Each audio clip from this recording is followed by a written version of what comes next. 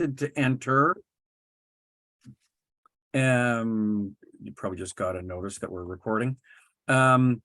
We're expecting a few more people. 1, 2, 3, 4, 5, 6, 7, 8, 9, 10, 11, 12. Well, it looks like everybody might be here. So welcome. This is our first CPC session of 2023. Typically, each program is offered 2 times during the course of the year. That gives you an opportunity, if you miss something in the early season, to pick it up again in the fall and get her done before the end of the calendar year. Most people seem to, that the challenge exam, which I'll talk about a little bit later on, is like the final exam, is near the end of the year. So you're probably going to forget everything that we talked about. It's too early in the year.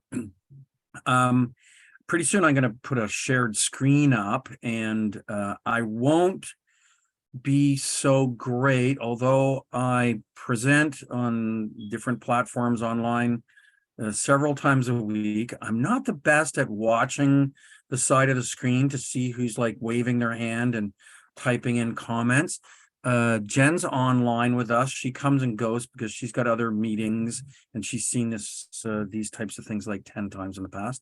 So I'm going to encourage you to, if you want, you can, when we get going, you can turn your microphone off, and that way, if you have, and if you want to, you can turn your camera off. That's totally up to you. That way you can pretend that you're listening and I won't know. And if you're not, but I am going to encourage you to interrupt me if I say something silly or confusing, or if you want to ask questions, or you want an example, or you want to tell a great story that sort of feeds into what we're talking about.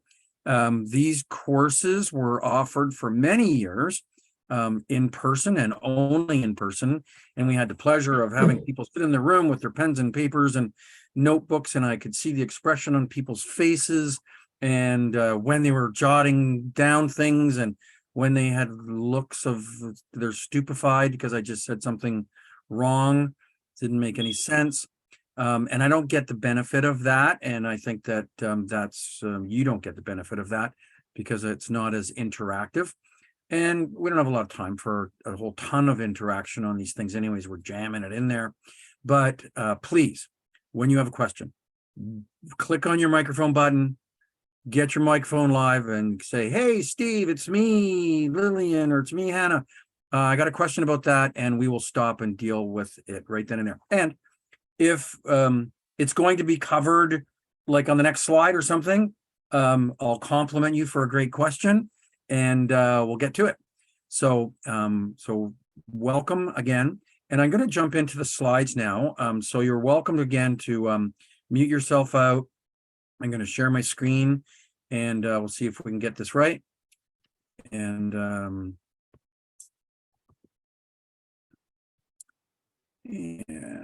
going to present this up from the beginning. Okay, there we go. So today on our it looks like a pretty blank screen, doesn't it?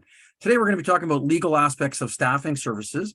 And for those of you who are on tomorrow, we're going to be talking about legal aspects of recruitment, which is a more covers another group of pieces of legislation and laws and things that are applicable not only to you, but to your customers.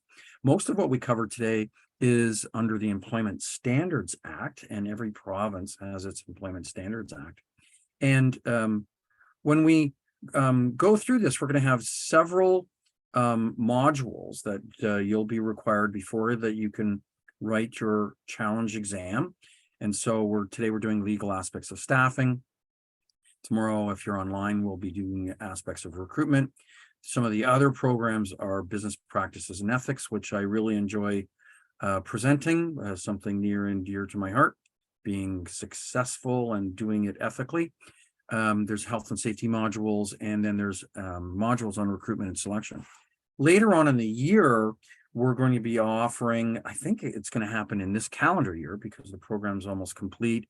We're going to be offering also a recruitment and staffing industry sales module for those people who are working more on the sales side of things than on the recruitment side of things. And you're welcome to take both or one or the other. Right now, recruitment is only available, so you probably want to watch your emails to see when the sales module comes up also. And the sales module is something new. At the end of the season, we have our CPC, or Certified Personnel Consultant Challenge exam. And so I just give you a little bit about that. Don't get freaked out about it. It's really, if you listen, you pay attention, and there's a fairly high success rate in the exams. It's you are not required to memorize everything. So if we talk about something, for example, today we'll talk about termination severance obligations under the Employment Standards Act, or how to calculate public holiday or statutory holiday pay. Every province is different. They're all similar. We're going to be talking about concepts, and I'm going to give you real examples from different provinces, but it's not your requirement for the challenge exam to memorize all of the fine details. And so, when they go to ask questions, say, for example, about legislated leave that people are allowed to take without pay because of certain things in their life, like pregnancy leave or family illness leaves or whatever it might be, you don't need to memorize every single leave that's available or every calculation. You are required to understand what's included in the Employment Standards Act, what kinds of things are there, what they're intended to address. And we expect everyone, because things change all the time, we expect everyone that if this comes up in your day-to-day life, look it up. I mean, I've been doing this for really a long time. I'm old. And, I've been around this industry since 1983, and probably in the early 90s, we started to develop courses like these for CPC. I can't remember, but every time before I even deliver one of these presentations, I go online and I am always monitoring the news and the media, and Access is helping us to know what's changing in the legislation. So don't assume that what you knew yesterday is exactly the same tomorrow. They change things all the time. And one of the examples I'm going to show you today is even minimum wage changes all the time. So don't assume that you know it and you're not expected to memorize it. So the purpose of Access, by the way, Access is companies join Access, individuals don't. And so when you belong to a company that's an Access member, you automatically become a member of Access by virtue of the fact that your company has made a commitment to be a member. And there's always questions, should we have individual memberships and so on and so forth. And one of the ways that you keep yourself connected to Access, even if at some point in time you're not working for a member company, is to maintain your CPC, which is always recognized by Access. Now, Access is designed to promote the interests of the Canadian staffing and recruitment industry. And so we do things like we identify, communicate, and monitor these industry standards and ethical business practices. We attempt to positively influence and protect the regulatory and business environment that we work in for our members and for our customers and for the applicants and the people that we serve. We try to promote credibility through things like Staffing for Canada Day and other public relations events, and we get involved in negotiating with government over legislation, and we try to keep people informed, because I think one of the things that happens all the times is very often is that people blame things on they blame wages on lower wages on temporary staffing companies, or they accuse recruiters of doing bad things, when in fact the reality is, and particularly with Access members, we are that extra layer of protection.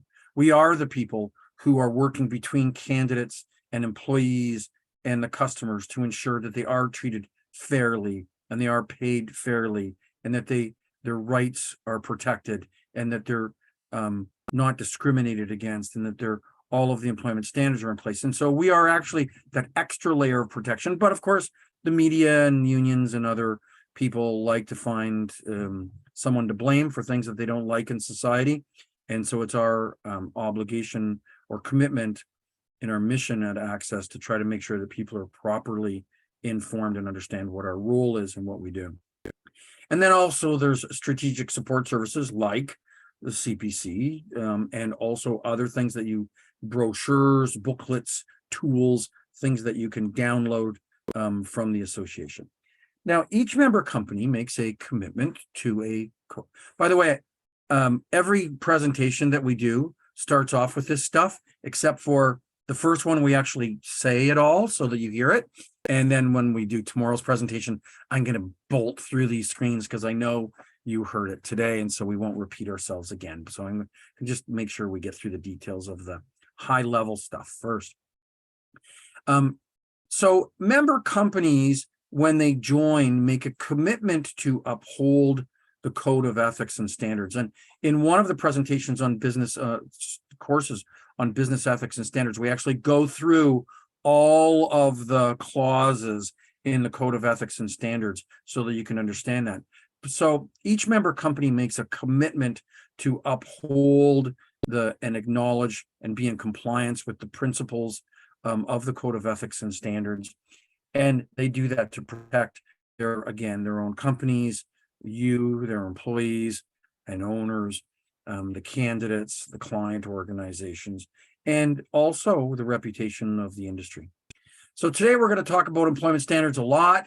We're going to kind of talk about some things that are really related to or spawned out of the employment standards, like issues like co-employment and shared liability, and in some provinces, different legislation for employment agencies. Sometimes it's in the Employment Standards Act. Sometimes it's a separate act. For example, in Manitoba, it's covered under the Ministry of Finance. It's not covered under the Ministry of Employment Standards for employment agency licensing, or it was. It's no longer. So there's some strange things that go on there, and we'll talk a little bit about them. We want to explain each of the sections of employment standards and understand what our legal rights and obligations are, and particularly those that are afforded to temporary employees. And then, of course, we're going to make a commitment by taking this course, by following through an exam, and then by acting under the Code of Ethics and Standards every day to uphold all the standards that we learn about in employment legislation. Now, I'm just going to fiddle around with my screen a little bit because I see you guys over on the right side of my screen, and it's actually blocking out some of my stuff. You're better looking than the screen. So the first thing that we do when we're live and when we're interactive is to kind of ask ourselves to rate ourselves with respect to our understanding of employment standards. And so, have we studied it? Have we taken a course? Have we got resources like posters and brochures and downloads and PDFs that come from the government websites and organizations? Do we feel comfortable in our knowledge that we can talk to our employees and that we can make decisions every day that are compliant with the legislations? And I think this was, I'm going to tell you a little bit about myself right at the end of this, but I thought that one of the most valuable things that I brought to my job and to my company and to the industry is that this stuff I considered myself to be an expert in. And I could talk to my customers. I could go to a bank or an oil company or a call center or a manufacturing company, and we could talk to them about their business practices, and we could help them improve. We could help them do it right. We could guide them and consult them. And very often we gave, webinars and all kinds of things to train our customers and to help our customers move along. And when we're in a highly competitive industry like this, and there's so many competitors out there, one of the ways that we can differentiate ourselves is by knowing our laws and legislation and best business practices and consulting our customers with it. So we want to do that so that we can educate our customers and reduce their risk of liability. We want to protect our employees so that they always receive at least their minimum entitlements under the law. We want to improve productivity. We want to make a profit and earn commission and get our salaries and continue on in thriving businesses. We want to protect your personal professional reputation and limit you from some liabilities, from being charged with something or being accused of something, or even worse, someone suing you personally for violating some law or some principle. You want to earn the respect and dedication from your clients who will rely on you. And, this is the point I was just making earlier, that this was what I found to be my differentiator when I was selling to my customers. So we want to be able to differentiate you and your company in the marketplace. In a days when it's like now, when there's such low unemployment, so it's difficult to recruit, find employees, it's really important to retain your workforce. So paying people correctly, treating them right, following all the laws, standing up for them is important for us to retain that workforce, which really is our inventory. And they're this sort of weird combination of employees. They feel like customers. They are our inventory. And so we want to retain that workforce so that we can continue on and thrive. And of course, we want to adhere to the Code of Ethics and Standards. So just a little bit before we get going about me, and just quickly, you're welcome. At the end of this, I'm going to give you my email address, and you're welcome to contact me anytime after these presentations. I don't do all of them, I do some of them, and ask me questions or ask me for advice. And even if it's not related to the actual course itself, but there's something going on in your business and you want somebody to give you some guidance, I'm always available to help people in the staffing industry who are looking for some guidance. I started in this industry in 1983. I built a company that was in Canada that was over 400 million in revenue. We had over 7,000 contractors and temporary workers working a day, placed 24,000 people a year into jobs in my last year. 10 years ago, I retired from that, started a consulting company and home care companies. So now we have hundreds, 400 workers working much like the temporary help industry in home care, providing nurses and caregivers to hospitals and to people in their homes. It's just fancy temporary help that's more specific to the healthcare industry. And of course, I run a company called Business Leadership Corp. And we do profiling of recruiters, and we help companies in the staffing industry to be more successful and more productive. And so that's my background. And that doesn't mean I know everything. It means I want to know everything. And so I'm trying to share what I know today. But if you ever think I'm out of date on something that might have happened in your particular province just recently and I missed it, please educate me so I can help to educate everyone else correctly in the future. So we're going to talk about the different kinds of law first. It's important to understand these principles so that we can figure out where everything comes from and how it works. And I'm going to just populate the screen. So starting at the top, we have, we always talk about the Canadian Constitution and the Charter of Rights and Freedoms. I'm not going to go into what's ever in the Charter and in the Constitution, but I am going to say this, that the Constitution and the Charter are what I call, in my non-legalese, is the law of laws. The Constitution and the Charter tell us what the boundaries are and the rules are for making laws. Who has the right to make laws about certain topics and things. It defines what's provincial and what's federal. It helps us to define what the standards ought to be in terms of protecting people's privacy and protecting their rights when we're making laws, so that laws aren't created, silly laws aren't created that violate the Constitution or the Charter. And so the constitutional law is the law of laws, and all the other laws are sort of created with the Constitution in mind, following the guidelines and the rules. They're more than guidelines, the rules that are set in the Constitution and the Charter. We have what's called statute law, and we're going to talk a lot about statute law today because each Employment Standards Act or Employment Standards Code is a statute law. A statute law is where your politicians, whether they be federal, provincial, or even in your bylaws in your town, where they determine and they write it down, it becomes codified or codified. It becomes a written law about things like crime and about things like employment standards and about highway traffic rules and about who has to have a license to operate things like elevators and carnivals. And so laws are written by the appropriate body, whether it's your provincial legislature or whether it's the federal House of Commons, and those are written into law, and they go through a process of provincially and federally through 4 readings. They're called readings, stages in order to become law. And then we've got this other thing called common law. So common law is, you often hear the term common law when you're talking about common law marriage. So common law let's use that one as an example. Common law marriage is when 2 people have been living together like they're married, but they didn't go get a marriage certificate or go to a church or go to City Hall and follow the written law, the statute law standards, but they acted like they're married anyways. And in some provinces, it used to be 5 years. I think now it's in most provinces, now it's 2 years.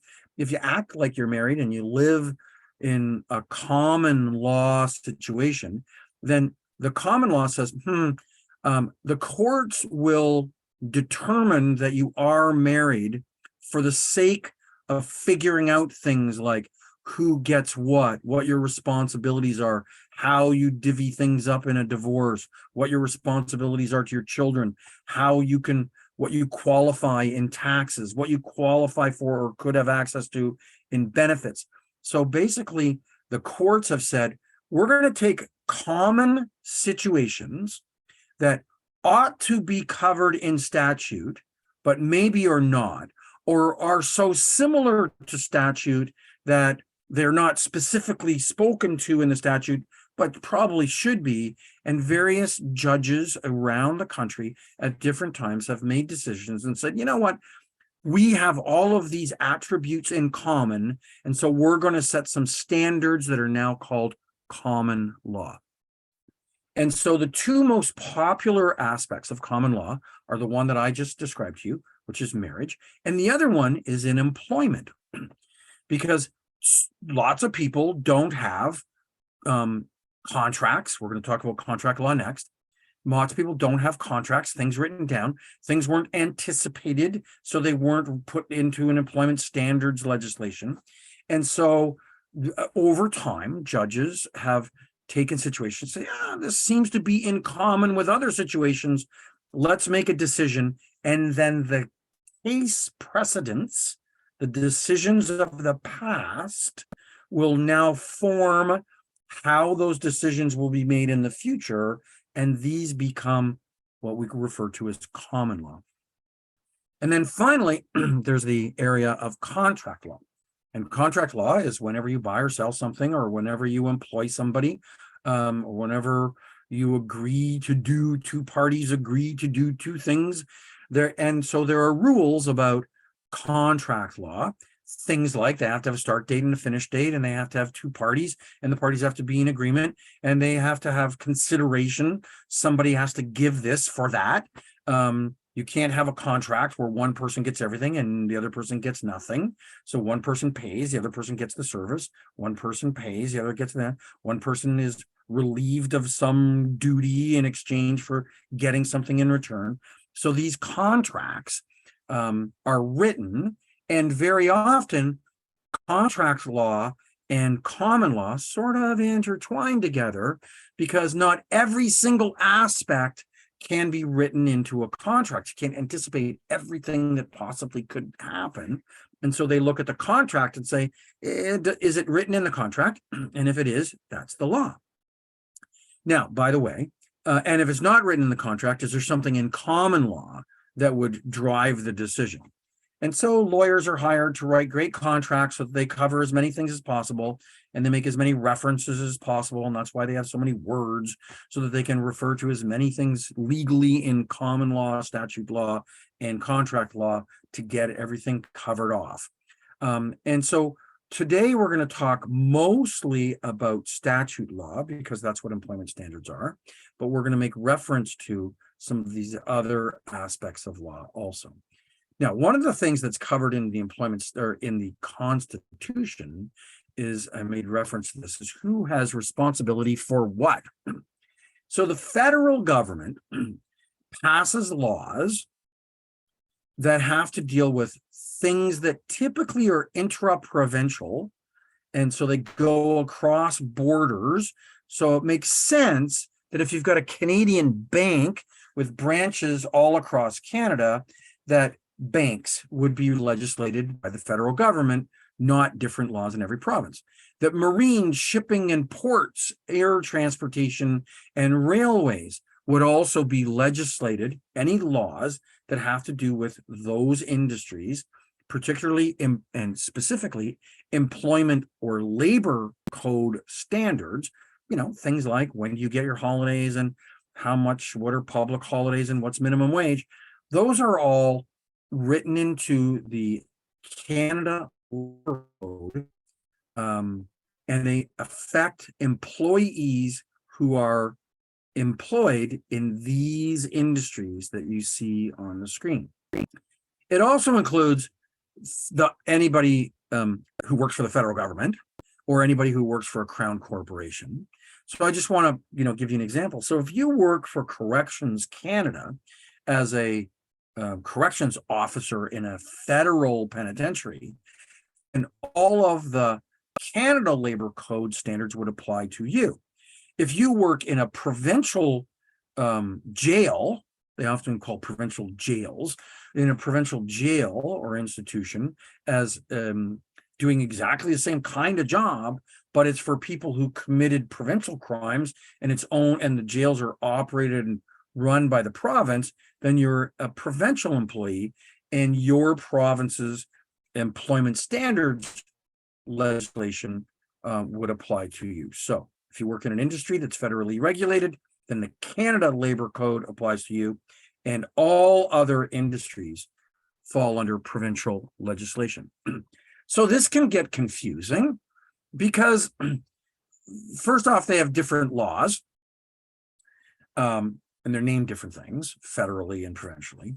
Secondly, they often have laws that are named almost exactly the same.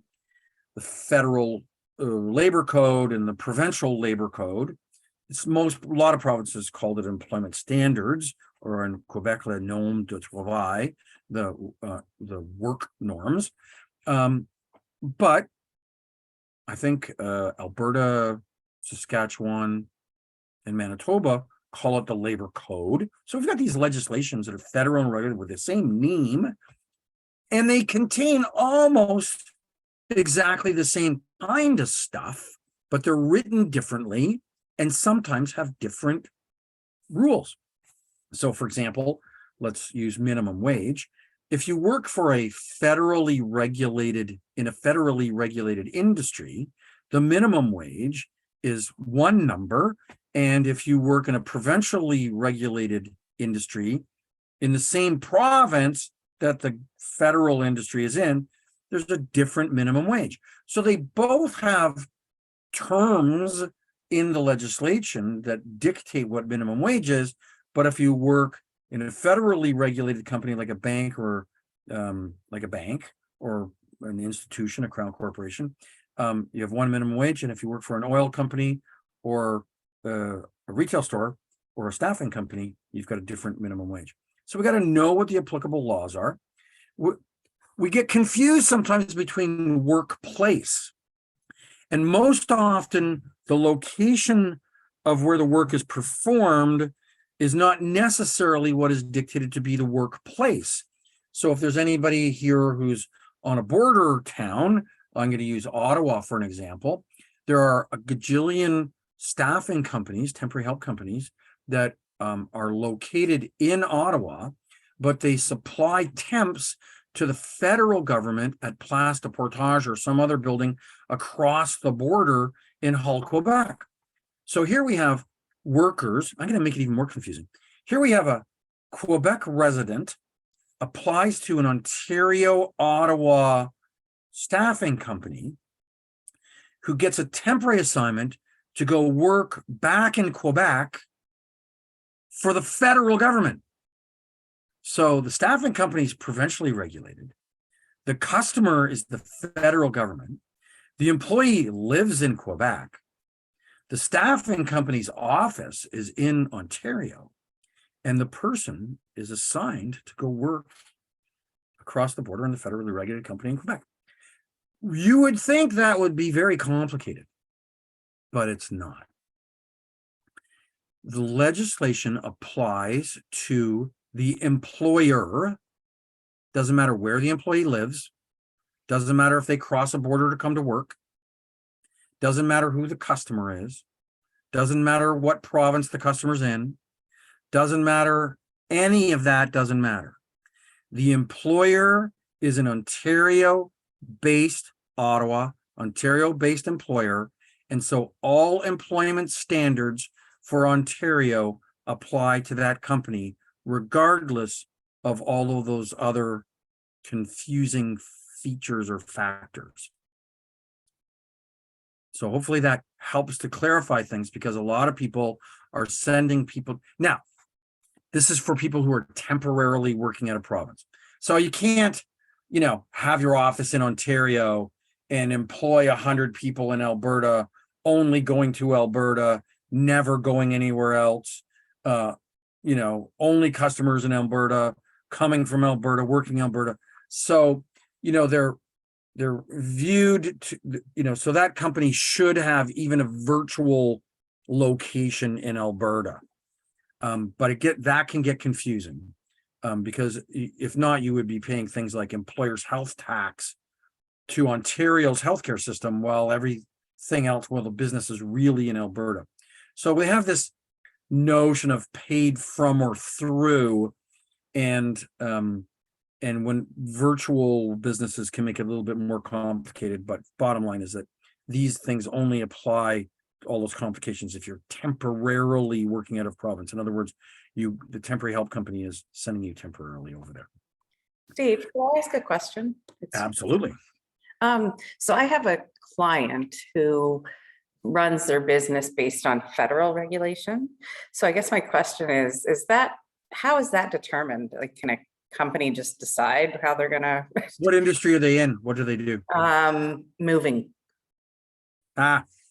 Well, there's this notion, I'm just going to flip back a couple. There's this notion of interprovincial. Let's go back here, Okay. and take a look at the screen here. And you see it says interprovincial railways and transportation. Okay. And so if a moving company is a national moving company and they're regularly doing things in their own province and also regularly delivering things across the country into other provinces, then they would be federally regulated. Okay. So they don't, and your point is, can they determine themselves? Yeah, how is that regulated, I guess, what I mean? Yeah and no. Like, if they only occasionally went out of province, then they probably, it's not in their best interest to become federally regulated and to deem themselves to be federally regulated. But once a significant portion of their business starts to go across the province, they can deem themselves to be federally regulated.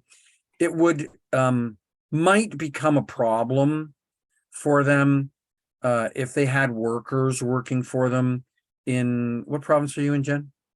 New Brunswick. So it might become a problem for them if, say, for example, the Employment Standards Act in New Brunswick had standards that were higher than the federal standards, and they tried to pay people according to the lower federal standards, but those employees never, ever went across the border to deliver, never, ever did. Just, there was like 2 trucks, that went across the country and two teams of movers, or even worse, if the driver drove to Alberta or Ontario to deliver the stuff, but then the Ontario workers went and unloaded the truck at the person's house, Mhm. which is kind of like what happens a lot with moving companies. The driver takes the load, then the local guys Take over. take over and they put it back in the news. So that would be complicated and somebody could contest it. So Okay. if a person got fired, they'd probably go to the provincial government and say, hey, I didn't get paid according to the Employment Standards Act in New Brunswick. And then they're going to say, we're federally regulated. Here's the standard. And then there'd be a little bit of, I think the legal term is pissing match over which legislation would apply to them, because you don't really have the right to self-determine. Your circumstances determine. Okay. Does that make sense? Yeah, absolutely. Okay, so a good question. Really good. All right, Yeah. Krista here. Can I Okay. ask a question? And we may Yes. get to this. Thank you, Jen, for the leading. I'm so happy question. you guys are asking questions early. I go for sometimes 4 hours and I just wonder if anybody's even listening. Yeah, go ahead, Krista. We'll probably get to this when we talk about contract law, but similar to Jen's question, being federally regulated and provincially regulated, if an agency we're in Ontario, for example, we are a provincially regulated company, which means, Yes. we have 44 hours. After 44 hours is when we get paid for overtime. Right. We have 9 public holidays, those types of things. But when you're working with companies who are federally regulated and you are, and you're writing your agreements to figure out when overtime is paid and when, how many public holidays, etc., and all of that stuff, should it be what you mirror of the client? Because they're going to be like, I'm not paying you, or, I'm not paying you. I do overtime at 50 hours and you're doing it at 44. So the interesting thing is, well, first off, the federal government doesn't have overtime at 50 hours. I don't think anybody has it over 44. So you tend to not get into too many conflicts, but what you do get into conflict with is public holidays. Because because the federal government, say, for example, has Remembrance Day as a public holiday. I think they have 10 or 11, right? Yeah. So you can write a contract that exceeds the provincial standard. That's no problem. Mhm. You just can't write a contract that is less than the provincial standard. Okay. So you can say to the customer, you pay time and a half on all provincial and federal holidays. You can say you pay on all the federal holidays, and so you end up paying your employees time and a half for working on the let's say is Family Day in Ontario, is Saint Jean Baptiste Day in Quebec. Quebec? No, it's not Saint Jean Baptiste Day. It is. Is it in Quebec? Same day? No, it's not the same day. Saint Jean Baptiste Day is in the spring. So, Rennie Levesque Day. No, Manitoba is. Come on, guys, help me with my brain's gone dead with my history. He's a famous rebellious. Louis Riel. Louis Riel Day. Oh my God, I can't believe I just had a brain fart. Okay, so Louis Riel Day is in Manitoba. Family Day is in Ontario. They call it Memorial Day or something in Nova Scotia. It's a different name. And I don't know if the federal government has the third Monday of February as a holiday. I don't know if they do, but they have Remembrance Day. So you can say to the customer, you're going to pay time and a half on Remembrance Day, and you're going to pay regular time on Family Day in Ontario, on the third Monday of February. And so they're actually paying you time and a half. The customer is actually paying you time and a half on their public holiday, and the customer is not paying you time and a half on your public holiday. But you got to pay the employees according to the provincial standard. And you might just say, at the end of the year, it all kind of washes out. I always have 25 temps there or 1 temp there or whatever. And so I make my money in February, or I make my money in, whatever, and I don't, they offset each other. You can write a contract that does any of those things, so long as the employee is not paid less or treated less than what their provincial standard is.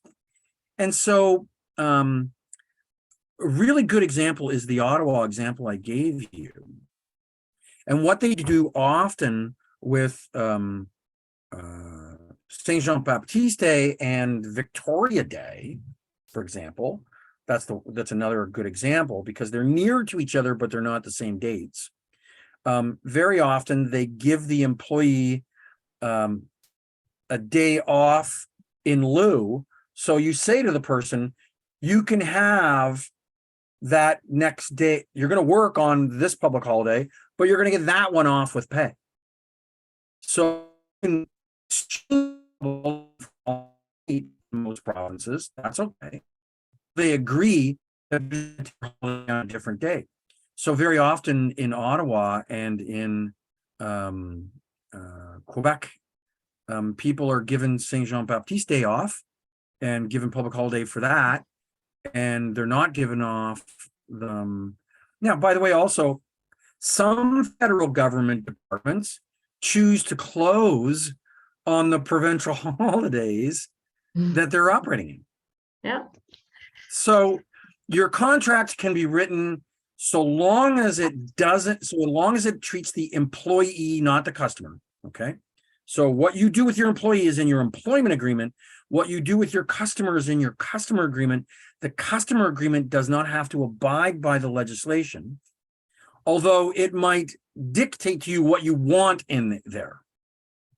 So if you're going to want to get paid time and a half on federal holidays, if you're not going to get paid time and a half on provincial holidays from your customer, because you're going to have to pay time and a half on those certain other days to your employees. So your employment agreement must adhere to the province you're in. Your contract with your customer is whatever you can negotiate. Does that make sense? Long answer. Yeah. Yep. Okay. Thank And you. you're right. And you are totally right. Your customer won't get it. Your customer will say, yeah, but that's not my holiday. And you say, yeah, but you have your holiday. So what are we going to do on your holidays? I mean, so this is normal stuff. It happens all the time, happens with all of our banks. It happens with all of our, and by the way, so banks in Ontario, that banks in Ontario are closed on every provincial holiday. They're not open on provincial holidays. So the banks in Ontario have chosen to adhere to both. So they close on Remembrance Day and they close on the provincial holidays that don't match up.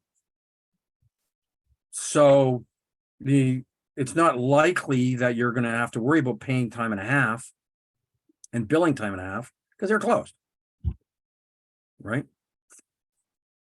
Okay, so let's talk a little bit about this concept here of independent contractor. So the notion of independent contractor is usually not codified in the provinces, although Ontario, it sort of kind of does, and in other provinces, it sort of kind of doesn't. So Ontario came along and said in 2011, hey, temporary help companies, anybody who works for you is your employee. And they're not the customer's employee. Because the notion of who the employer is and is a person an employee are kind of intermingled. So first off, we have to ask, does this person meet the criteria to be an employee, or do they meet the criteria to be an independent contractor? And then the second thing we have to ask is, if they're an employee, whose employee are they? Are they the customers, or are they yours? Or if there's two companies collaborating together on a shared services contract, cooperating together to do something for a customer, which one of those two companies is the employer? And so in Ontario, the government wanted to make it very clear that no matter what happens, the customer is not the employer, the staffing company is.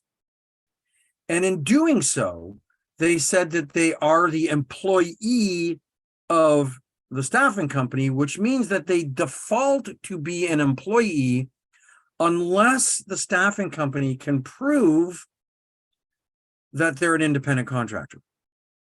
So they default to be an employee in the legislation, and they default to be the employee of the staffing company in the legislation.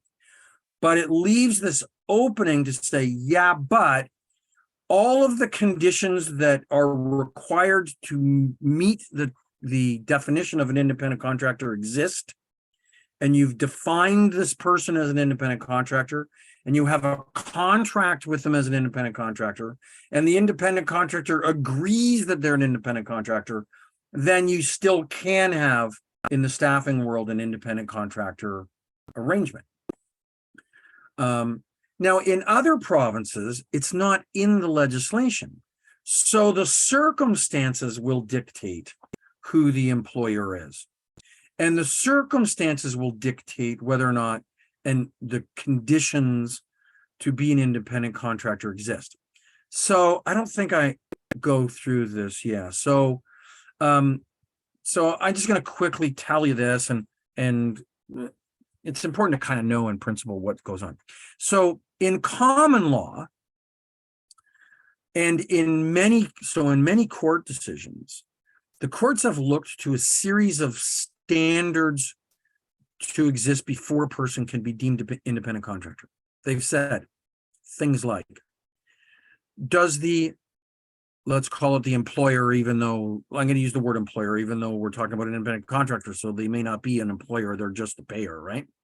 So does the payer have direction, the rights of direction, control, and supervision? Can they tell you what to do, when to do it, and how to do it?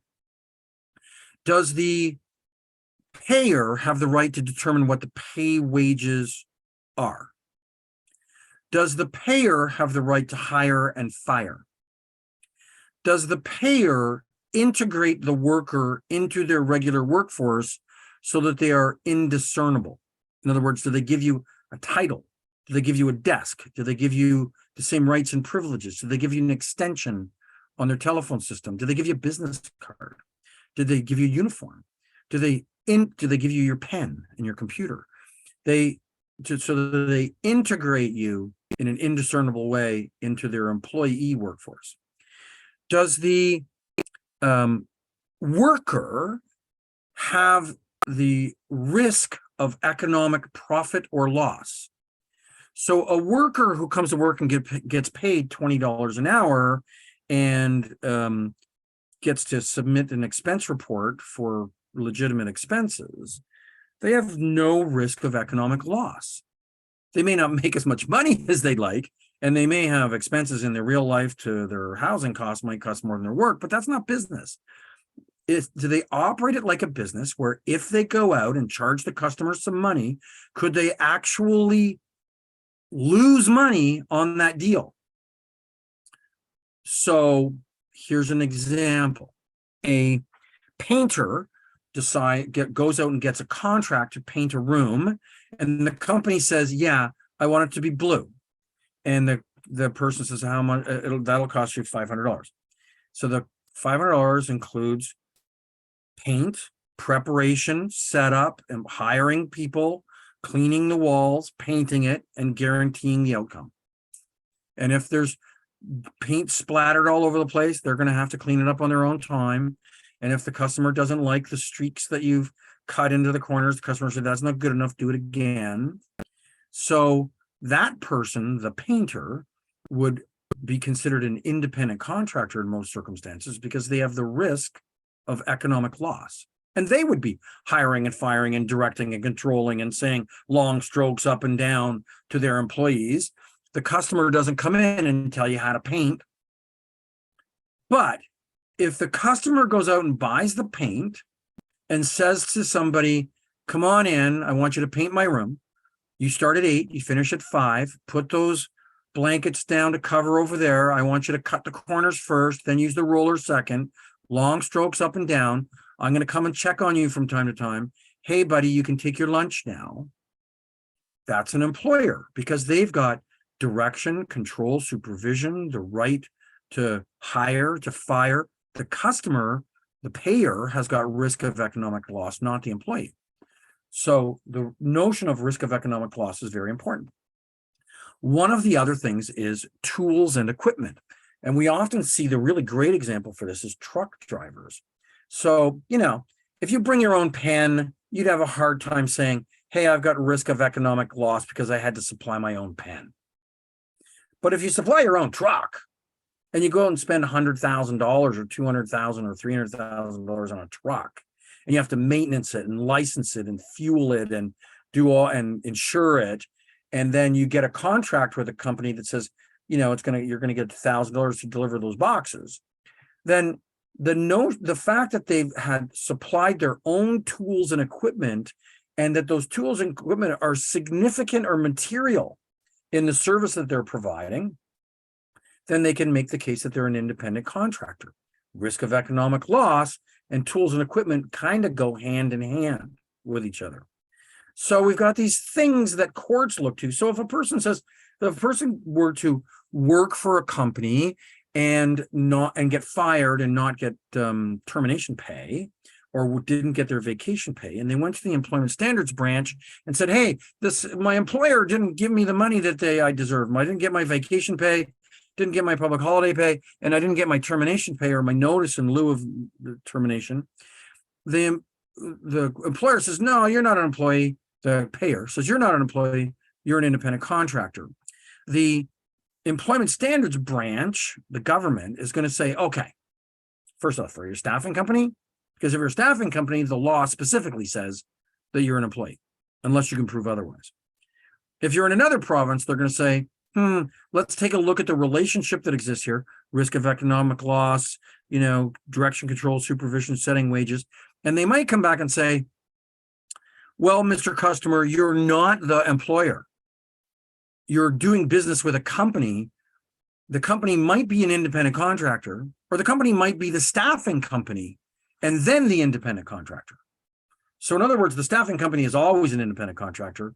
And so if the person worked directly for the customer without a staffing company, they may or may not be deemed to be an employee, and therefore may or may not qualify to get the coverage of an employee. If they work for a staffing company, they're absolutely an employee, and the staffing company is the contractor. Now, the staffing company could argue that you're an independent contractor to the staffing company, and you go through the same argument again. Did you have a contract? Was it written? Is there risk of economic loss, integration, blah, blah, blah, blah, blah. So we tend to find people like architects, IT professionals, engineers, often deemed to be independent contractors because they go through the steps of running a business, setting up a business, having risk of economic loss, charging for outcomes, all that kind of stuff. And we tend to see most other jobs, administrative assistants, laborers, designers, that tend to not qualify to be independent contractors.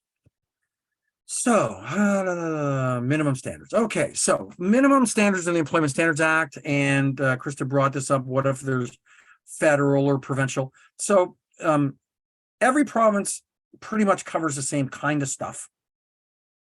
Most provinces are almost exactly the same in the way they set the standard, but not exactly. I gave the example of Louis Riel Day and Family Day. They on the same day, but they call them different things. But some provinces don't have that at all, that holiday at all. They've got Saint Jean-Baptiste Day or Remembrance Day. So standards cover things like the creation of and the requirement to publish things like posters telling people what their rights are. They cover things like hours of work, eating periods, rest periods. They talk about the payment of wages, how they have to be paid, when they have to be paid. They talk about overtime pay. The example you gave earlier was 40 hours or 44 hours, or I think you said 50 hours. I don't know any place that has 50 hours, but it was good to make the point by using a different number. Overtime pay, whether it's paid time and a half, double time. Got some great examples. Some provinces have got some really crazy overtime rules, and we'll talk about that. Whereas most provinces have 40 or 44 hours and it's just time and a half after that. Others have got how many hours you worked in the day and whether you worked, on weekends and stuff like that.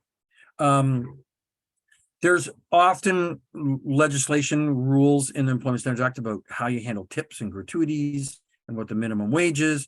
There's all kinds of leaves, and every province has very similar but not exactly the same leave. Of course, everybody has maternity leave. Some have parental leave. Some have family caregiver leave. Some have all of them have some unpaid leave for if you're have to go to court to become a juror, or if you're called to serve your country, to go into the army. Every province and every has some kinds of leaves. Most of them are similar. Some of them are exactly the same with different names. So I'm going to give examples today. I'm not going to be able to cover every permutation and variation. Of course, we talked about vacations and public holiday, hours of work, when you get your breaks, termination pay, notice of termination. Ontario has a thing called severance pay and another thing called termination pay. Most people don't know that, and so they call it severance and termination. They use the term interchangeably. Interchangeably. I can't talk today. Sorry, thanks. Interchangeably. Yeah, they don't differentiate between the two, but actually in Ontario, there is a difference in legislation between the two types of pay. There's in some provinces equal pay for equal work.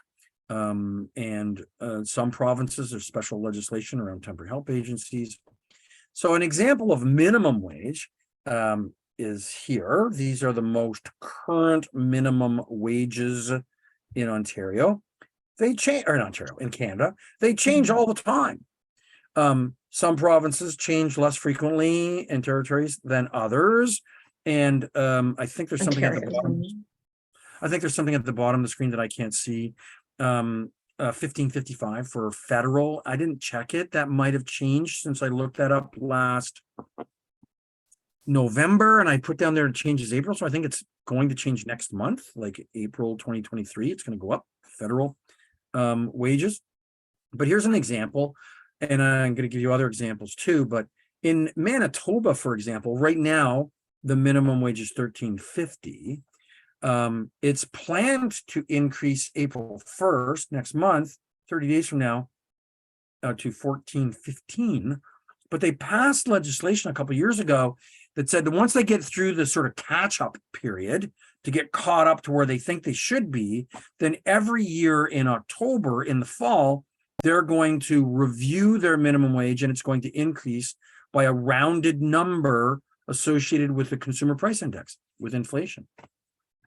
And so they anticipate it's going to go up to around $15. I think that's what it is. Yeah, $15 in October. And that's because we've had like 7% inflation in the last 12 months, right? Last March, it started to go crazy, and it's still running at around 6% right now. And we had periods of 7.5% and 8%, in the late fall and early this year. So the consumer price index over the previous 12 months will dictate what the minimum wage is there. So minimum wage is decided in the legislature. It is written in code, statute, no common law around minimum wage. So each province and the federal government, for their own province or for federally regulated companies in the federal government, they determine, and so it's got to be passed in the House or in the legislature. And some governments set it and forget it, and they wait until there's political pressure for them to review it. And other governments have said, nah, we're going to tie this to something like the consumer price index or whatever.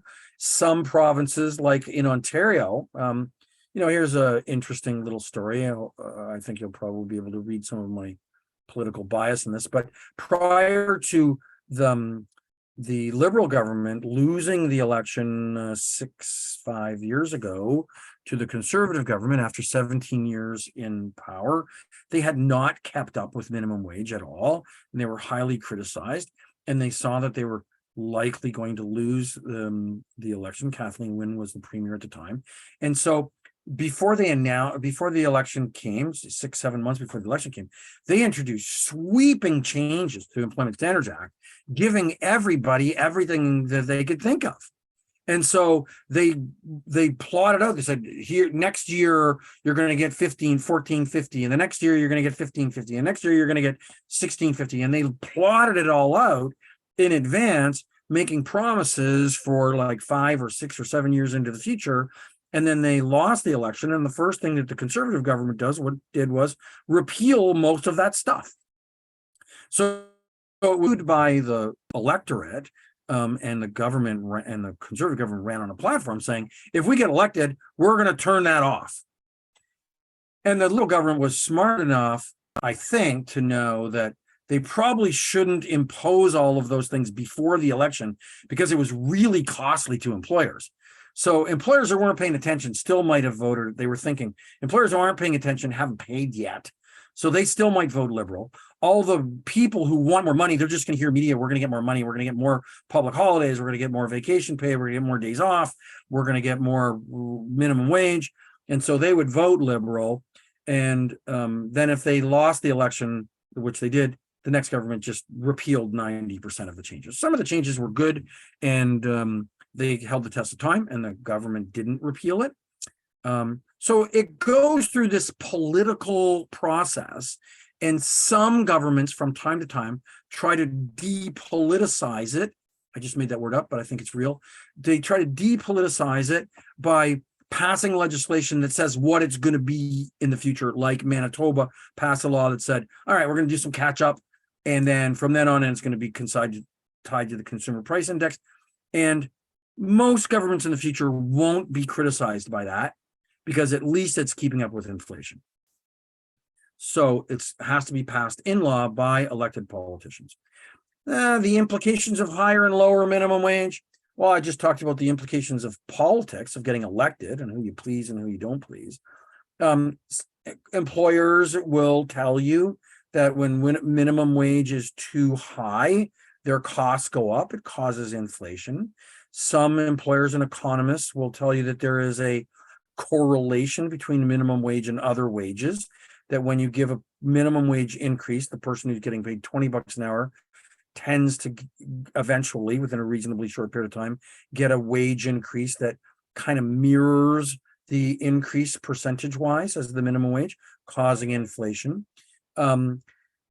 The other economists and people who are employee advocates talk about living wage and decent wage and poverty. And so they talk about what it takes for people to earn a living. And so there's all kinds of arguments. And by the way, I graduated from university a million years ago with business and economics, and I understand it and I follow it. And there's no clear-cut answer. No matter, every time we look at a study about minimum wage increases, if they're small, insignificant minimum wage increases, they tend to not have really any impact at all. So everything that everybody tells you is going to happen doesn't really happen. You know, if there's a 2% increase and you have a 2% inflation, 2% minimum wage increase, it tends to not have any impact on anything. Inflation kind of drove, what's going to happen in the economy, not those wages. There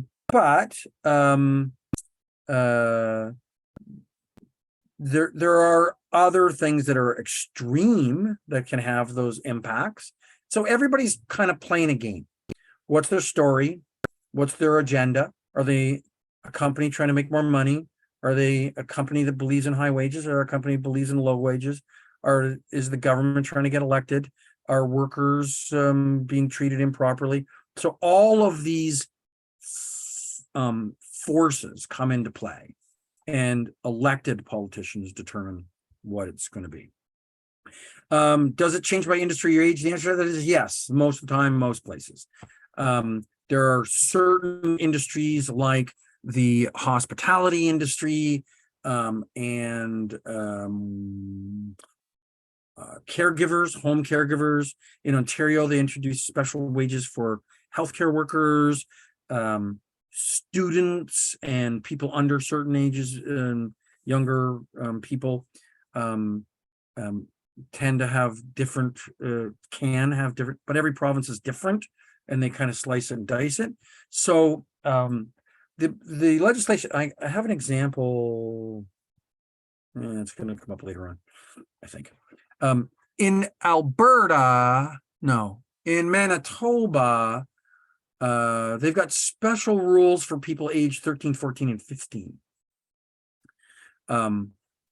They have to have permission to work, and there's certain jobs they can't do. They can't operate dangerous equipment. They can't a 13-year-old can't operate a fryer in a kitchen, but they can serve food, so they can kind of work in a kitchen, but they can't operate dangerous equipment. In Manitoba, minors 13, 14, 15 can't cut down trees and do landscaping work that involves cutting any trees or bushes or using saws and dangerous equipment. So there's certain places that have, for whatever reason, probably because they've had an accident or there's been a pattern of behaviors, that they make changes, and every province is a little bit different. Payroll requirements. I mentioned this in the long list earlier. Oh, by the way, we're going to take a break at 2:30. I'm going slow today. I'm way behind. I'm sorry. I'm going to start talking even faster soon. But we're going to take a break at 2:30 for 15 minutes, and then we're going to come back until 4 o'clock. The legislation usually covers payroll periods, telling people they have to set a schedule. It can't be longer than a month. Has to be a minimum of, minimum week, and that you have to dictate in advance whether you get paid a week after you worked or 2 weeks after you work. There's some maximums and minimums, but you have to have a schedule. Their legislation usually covers things like direct deposit. You can't put direct deposit in somebody else's name. You can't have an employee and put it in their mother's name or their child's name or their ex-wife's name or something like that. That's usually to protect family obligations, because people sometimes have got garnishments against them and so on. And so you have to be able to track all that. You have to give wage statements. Some legislation refer to it as the stub. It can be done electronically, or it can be done in paper, but you have to dictate on the stub all of the information, like how much they got paid and when they got paid and what dates it was paid for. We have to adhere to court orders for withholding taxes if somebody's got a garnishment of wages against them. We have to show all the statutory deductions for Canada Pension Plan, unemployment insurance, workers' comp, no, not workers' comp, taxes that come off. And we have to show vacation pay separately. So you can't pay somebody $20.80 an hour, including vacation pay. It has to be $20 an hour plus vacation pay of 80 cents. And that has to be shown separately on their pay stub or pay statement. You are not supposed to do other deductions, like you're not supposed to take off, repayment of uniforms or, deductions for the party fund. These things can only be deducted from a paycheck if you have a written authorization to do that in advance. And you can't force a person to do those things unless there's a union, in which case the union would negotiate those things, and then everybody would have to adhere to.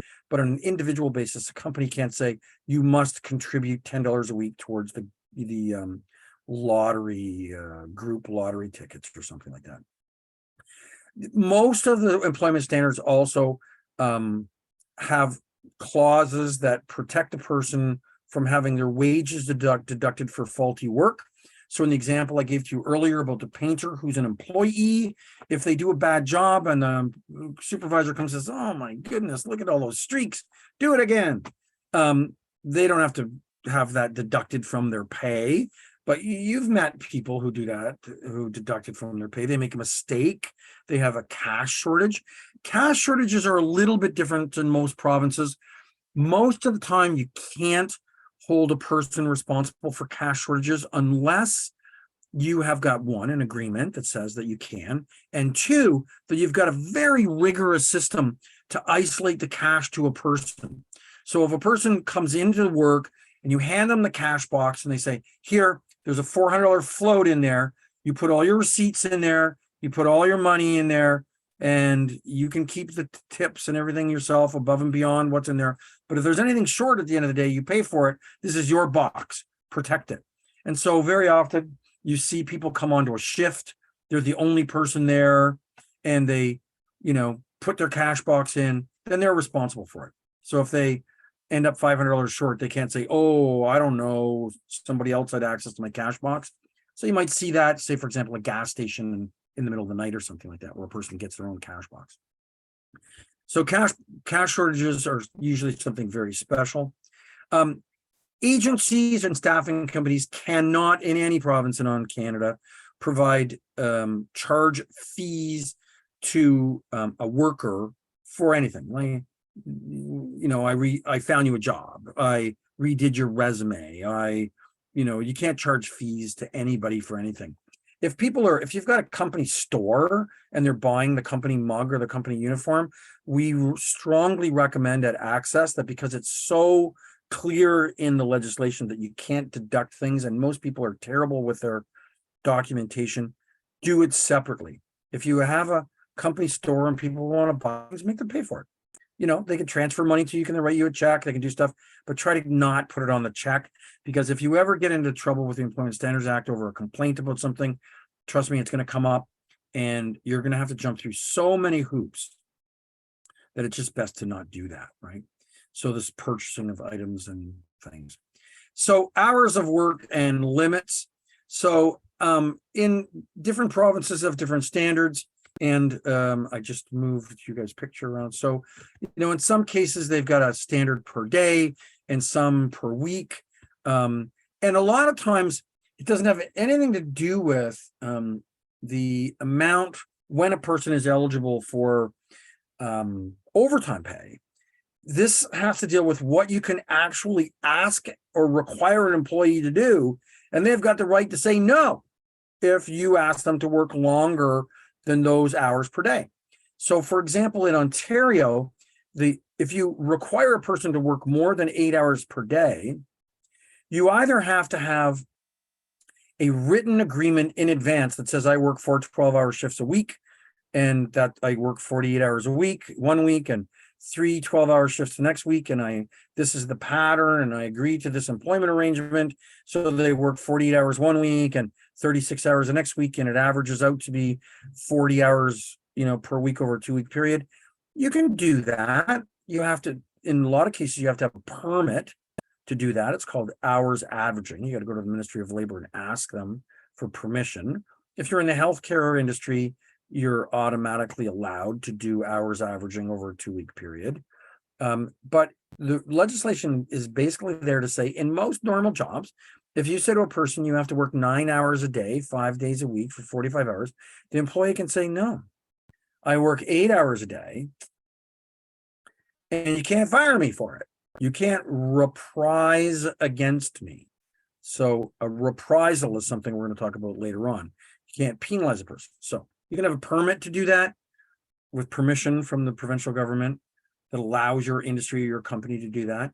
You can have a union agreement that you can do that, and the union has negotiated that because the bundle of services that they offer to you is presumably better than the employment standards. Or you can have an employment agreement that allows you to do that, as long as the employment agreement net benefit is as good as or better than the Employment Standards Act. Otherwise, if you just have an employee who works normally 8 hours and say, hey, starting next week, you got to work 9 hours a day, the employee can say no. Or if they say you got to work more than 48 hours a week, the employee can say no, and they can't be reprised against. So setting hour limits is different from setting overtime, because overtime and hour limits are often two different things. So in every province, there's also rules about what they refer to as day of rest or days off. So in Ontario, a person is allowed 1 day of rest in every 7-day work period. And they're allowed to have, and they have to have 11 consecutive hours off in between shifts my night shift ended, my day shift starts, it's the change of something. They have to have 11 consecutive hours off. Um, s- um, 11 hours off, consecutive hours in a 24-hour period. They have to have 8 hours off when you get those times when you're gonna have a shift change, when you're going from 2 weeks of days to 2 weeks of nights. And they have to have 24 hours off or 1 day off every week, which usually works out to be 48 hours, 2 days off in every 2-week period. So that's what happens on the weekend, right? You get your Saturday off for this week, your Sunday off for that week, and you get them off. So most companies give 2 days off, but there has to be 2 days off in a 2-week period or 1 day off at a minimum. So you can go work for a company that only gives you 1 day off a week. Most employers don't do that just because they want to retain their employees, and it sort of sucks. But there are certain industries like the oil and gas industry in Alberta that people go off to camp. They get on a plane or train or a bus and they head off to Fort McMurray or further off into the middle of nowhere, and they drill holes in the ground and stuff. And so Alberta, for example, has been very clear in their legislation, because I don't know exactly how it came about, but I'm going to tell you how it almost certainly came about. What probably happened is, 40 years ago, companies started sending people off to work in remote areas, and they would go off for 3 weeks and they wouldn't give them time off. And then they would they'd lose their job, or the job would end, or they just get sick and tired of it, and they'd go to the government, and the government would make some decisions and say, yeah, in common law, you should probably do this. And eventually they took all of the decisions that came in common law, and it went to the legislature in Alberta, and they passed a law. So every they have to have 2 consecutive days in each 2-week period, 3 consecutive days in a 3-week period. So if you get sent off to camp for 3 weeks, then when you come back, you get a minimum of 3 days off before you go back again. If you're sent off for 4 weeks, then you get a minimum of 4 days off. Now, by the way, most companies would give you 8 days off, because that's only 1 day a week. But a lot of people don't want 1 day off. They want to make as much money as they possibly can. So they go in for 4 weeks, come home for 4 days, go in for 4 weeks, come back for 4 days. Then they take 5 weeks holidays or something, because they're given lots of holidays, or they're shut down in the middle of the winter. So they're trying to make all their money in the summertime. Different things happen. But in Alberta, they've actually codified it so that it's 1 day per week, and they can bundle it up into different weeks. So let's talk about overtime rules, and then we're going to take a break. So in Ontario and many provinces, the rule is 44 hours per week. Now in Ontario, there's no special rules about how many hours you worked in a day. You worked a 12-hour shift, a 2-hour shift, an 8-hour shift, a 12-hour shift. If it adds up to more than 44, you get paid time and a half. And that's time and a half of your regular wage. And then if you receive vacation pay, pay in lieu of time off, then your vacation pay would be, say, 4% or 6%, whatever your vacation entitlement is, of the amount of money you made. So it actually works out to be your vacation pay is time and a half too, right? So if you made $10 an hour normally and you got 4% vacation pay, that's 40 cents. If you got paid time and a half at $15 an hour and you got 4% vacation pay, that's 60 cents. So your vacation pay is 4% of what you earned, or it's kind of the equivalent of time and a half on vacation pay too. So, but we don't do it that way. We always only do the regular pay. Then you apply the vacation pay to whatever amount of money you earned in order to calculate the total. They had Bill 148 is referenced throughout here. We're not going to pay too much attention to Bill 148 in Ontario, because that's the bill that was introduced with a whole bunch of stuff, and then a whole bunch of stuff was repealed by the Conservatives. And I put it in there as an example. I kind of sprinkle it throughout the presentation so you can understand this whole notion of how laws are made and how they're repealed and how they're changed and how they apply. But basically, that we have a 50% rule that if an employee works 50% of their hours of or in a job category that's covered under overtime standards, in other words, it's not a management job, then all of their pay falls. So they could go to one assignment for 60 hours a week and be the employee. And then theoretically, I don't think anybody does this, they could be the manager and not qualify on another assignment. Managers don't qualify for overtime pay. We all pay it, by the way. If you're a temp and you're sending somebody out to a job and you call them a manager, we still all pay them time and a half. But theoretically, we could exempt them from getting overtime pay when they go as a manager. And so if the total of their hours for the whole week adds up more than 44, they get time and a half for anything over 44. You don't get to carve out the management time so that they didn't hit their 44. Does that make sense? Yeah. Yes, makes sense. So we can't split it up between management and non-management. BC's got some interesting rules. After 8 hours in a day, a temporary employee is paid time and a half for their regular pay. And then for the next 4 hours, and then if they work over 12 hours a day, they get paid double time. So we got a really interesting example here where this employee works, I don't know if you see my mouse. Can you guys see my mouse moving around? Yeah. So this employee only worked 37 hours in the entire week.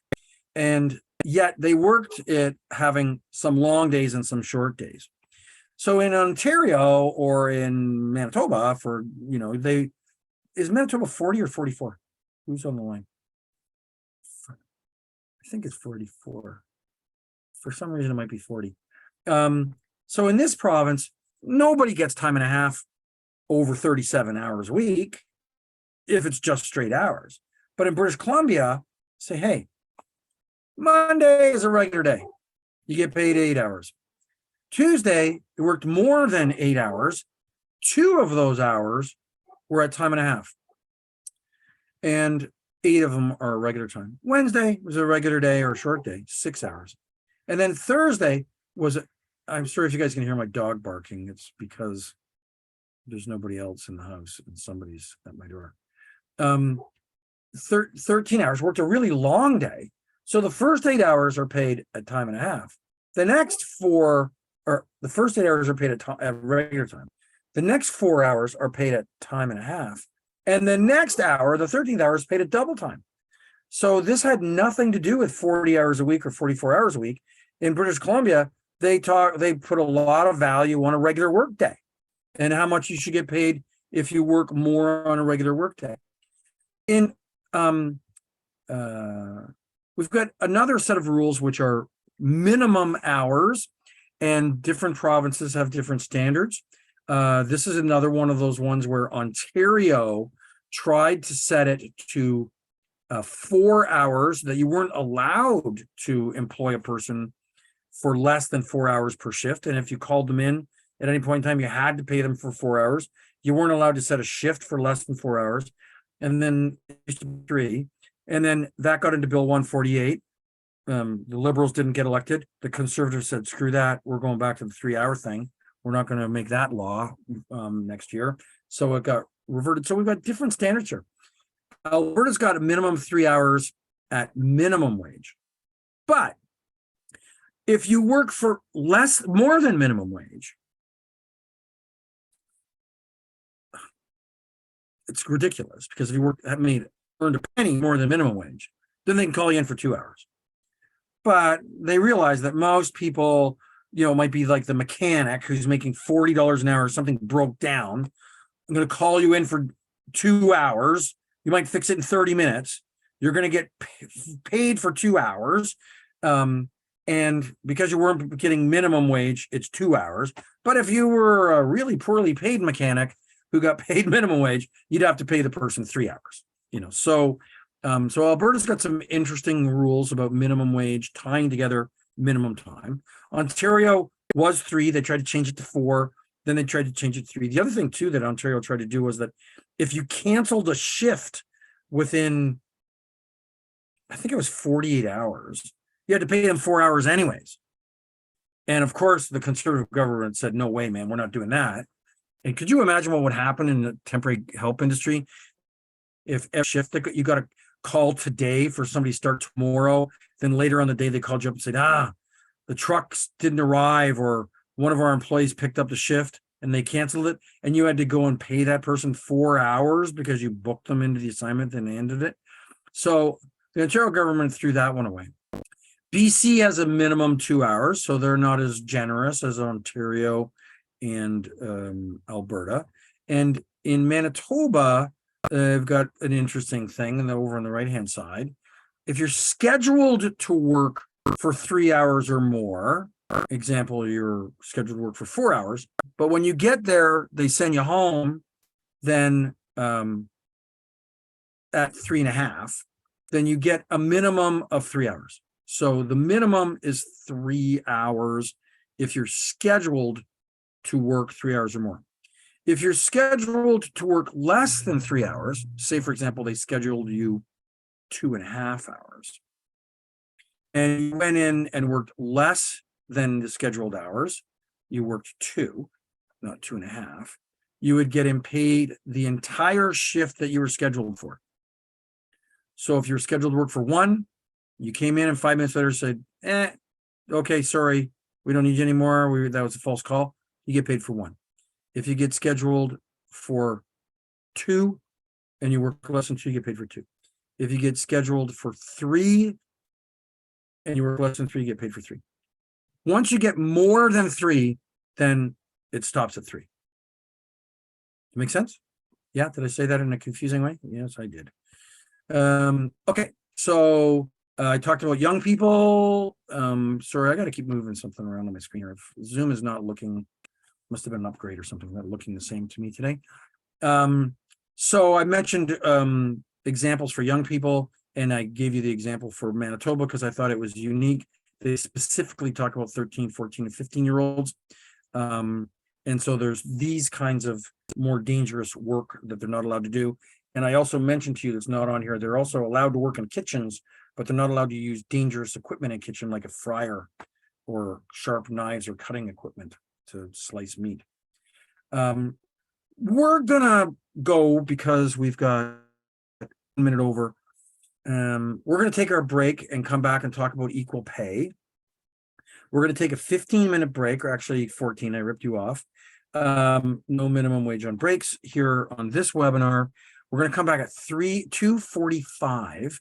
I encourage you to not disconnect from the webinar. Hopefully you've got unlimited internet and you're not just wasting time.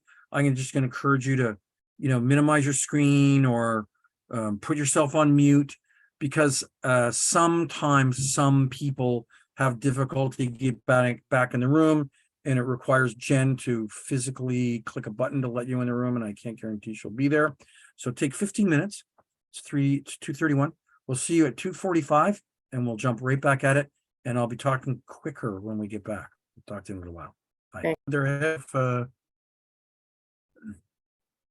Can you guys hear me okay? Yeah, Steve, I have a quick question before you move on. Sure. I do have clients that will have associates work for a full 44 hours a week. They make sure they don't go over the overtime. Right. But then sometimes they could be on emergency calls on weekends.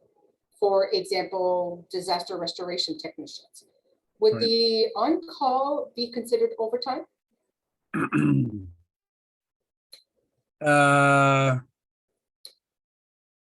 Most provinces are conspicuously absent on the legislation around on-call, although what province are you in? Sorry. Ottawa, Ontario. Ontario. I'm pretty sure that Ontario does not have specific on-call aspect in the minimum standards, in the employment standards. So if you put a person on call and you didn't pay them, I don't think in Ontario they could call you out on a violation of the Employment Standards Act. However, on a business side, you got to ask yourself the question. We have the same thing in our nursing business. You know, the hospitals don't call us until late in the day for what they need tomorrow sometimes. And so we've got people who are on call, and in our case, we guarantee them the entire shift because we know we're going to get the call. We don't, if we know we're going to need 50 nurses tomorrow, we might put 25 of them on call just to make Okay. sure that they all don't disappear because of something. And we guarantee to pay them. And they often are the close to the last ones to get called because, you know, we might call them at 6 o'clock in the morning to start at 8 or something like that. Okay. But I think that most provinces are conspicuously absent. I'm not off the top of my head familiar with an on-call requirement for pay in the Employment Standards Act of Ontario. From a business standpoint, you just got to ask yourself, how does that work for you? You know, if you tend to have 10 or 12 people that you can say, hey, you're going to be on call this weekend, is that okay with you? Don't go too far. And they don't complain that you don't call them, then, you know, you're probably fine. But if you start phoning people and they're not available, they're supposed to be on call, but they go, oh, you didn't call me, so I went to the cottage. I wouldn't fire them for that. I would figure out what you can put in their employment agreements that works for your business model. So it's more of a business model question for on-call than it is otherwise. Now, of course, unions have this covered left, right, and center, because many unions, like firefighters, they've got doctors, medical profession, they've got things that are on call. Pilots, Air Canada pilots have to, when they're on call, but that's built into their wage. Like they know they get paid a certain amount of money, and that requires them at certain times to be on call. So yeah, it's more of a business issue than it is an employment standards issue. I know that's not a good answer, but that's the answer. Okay, so we're going to talk a little bit about equal pay, and there's way too much detail in this presentation. I think I put it in there myself. So I just want to make sure. Okay, my screen is frozen, so I want to make sure I got up. There we go. This is hard to read, so I'm going to just simplify this for you. In Ontario, it's and in some other provinces, it's illegal to pay a male and a female two different wages for exactly the same work and job. So you go through this sort of scenario where you say, okay, is there a difference in pay rates? Yes, there is. Is there a difference in the sex between the gender, between the two people or the groups of people who are getting paid differently? And if the answer is no, you got some men paid higher and some paid lower, some women paid higher, some women paid lower. No, there has to be a difference in the pay between different genders for it to be illegal. And then you have to ask yourself, okay, I've got different people. Let's just say, for example, it's, 2 men and 2 women. Then you have to ask the question, do they perform the same work? Do they work at the same place, the same establishment? Do they have to have the exact same skills to do the job? Are they substantially performing the same job? And if you can answer, yeah, they're exactly the same, then you go even further. Now, is there a difference in the way you came about that pay? Is there one person have 5 years experience and one of 2? Do you have a seniority system that determines it? Do you have a merit system? The person who has, achieved certain levels of performance, this person regularly can lay 1,000 bricks a day, and this person can lay 800 bricks a day, and this one's 700 bricks a day. And once you get to the point where you're the gold standard bricklayer of 1,000 a day, you can set up systems like that that have nothing to do with gender. And as long as you're following the system, that's fine. So is it based upon quality and quantity and other types of that sort of system?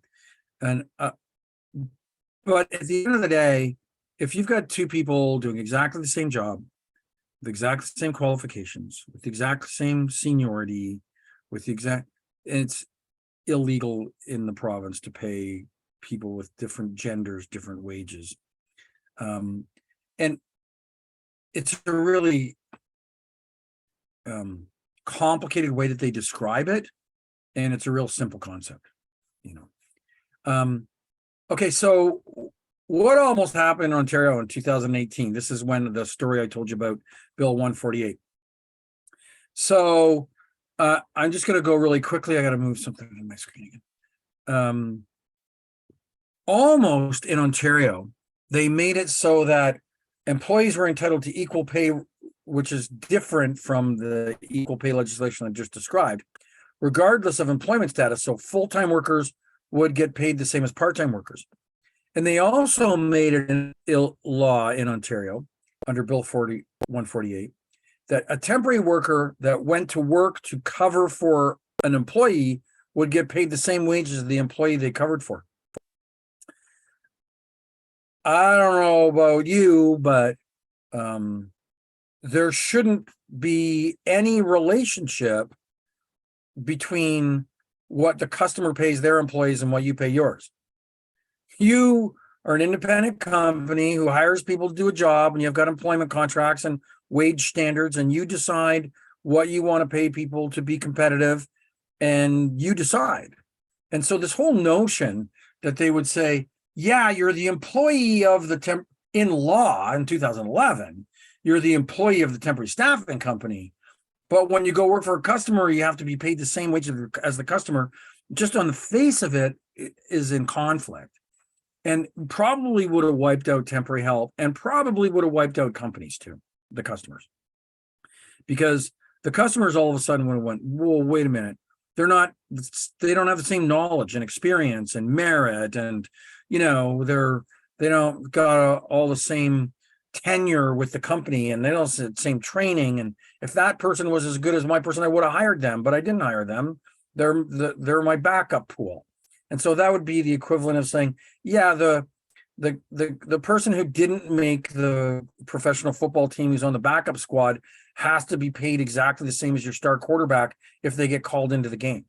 It's just not the way life works. But the Ontario government got such a disdain for the temporary staffing industry for a while there that they were doing everything they possibly could to basically make it so that there were no temps, because they thought that the fact that the industry existed was the cause of the problems that exist in society. Problems exist in society, and the staffing industry helps people deal with them. We didn't create them, right? So if a company's got a shortage of employees and they have to call people in from a temp company to cover for a day or a week or a month, it's not the temporary staffing company's fault that they had a shortage of employees. If they don't pay enough wages and they have high turnover, it's not the temporary staffing company's fault that they have this stuff. But somehow the Liberal government, prior to them leaving in 2011, they went through massive changes. And then in 2018, they tried to do it again, and most of those got repealed. So written agreements, and I kind of tell you this story, and I keep repeating it over and over again, because it's our responsibility to present ourselves professionally, to know the laws, to not be the ones that somebody accuses of exploiting a worker or not paying them right, or absconding with their pay, or firing people without notice, and all the things that people get really upset about. We're not to be participants in that. We are to be the protectors of that. As I said at the beginning of our presentation today, we're that extra layer to make sure things are done right, not that buffer zone to help people do things wrong. And yet there are companies, and they're often referred to in the media as the fly-by-night companies, which implies that they're not real companies, but they're people who set up to exploit workers. And then as soon as they start doing something wrong, get in trouble for something wrong, they close the doors and disappear.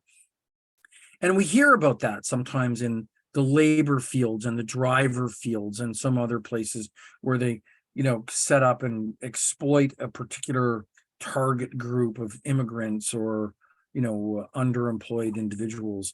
And so, we really want to be the people who are talking the talk and walking the walk about being the protectors, the knowledgeable ones, the informed ones, the ones who make sure our customers do it right, the ones who treat our employees correctly. And then when media comes calling, we can tell them the story of what we do well to make it great for people, not the ones who are the cause of the problems that might have caused the media to be looking into something in the first place.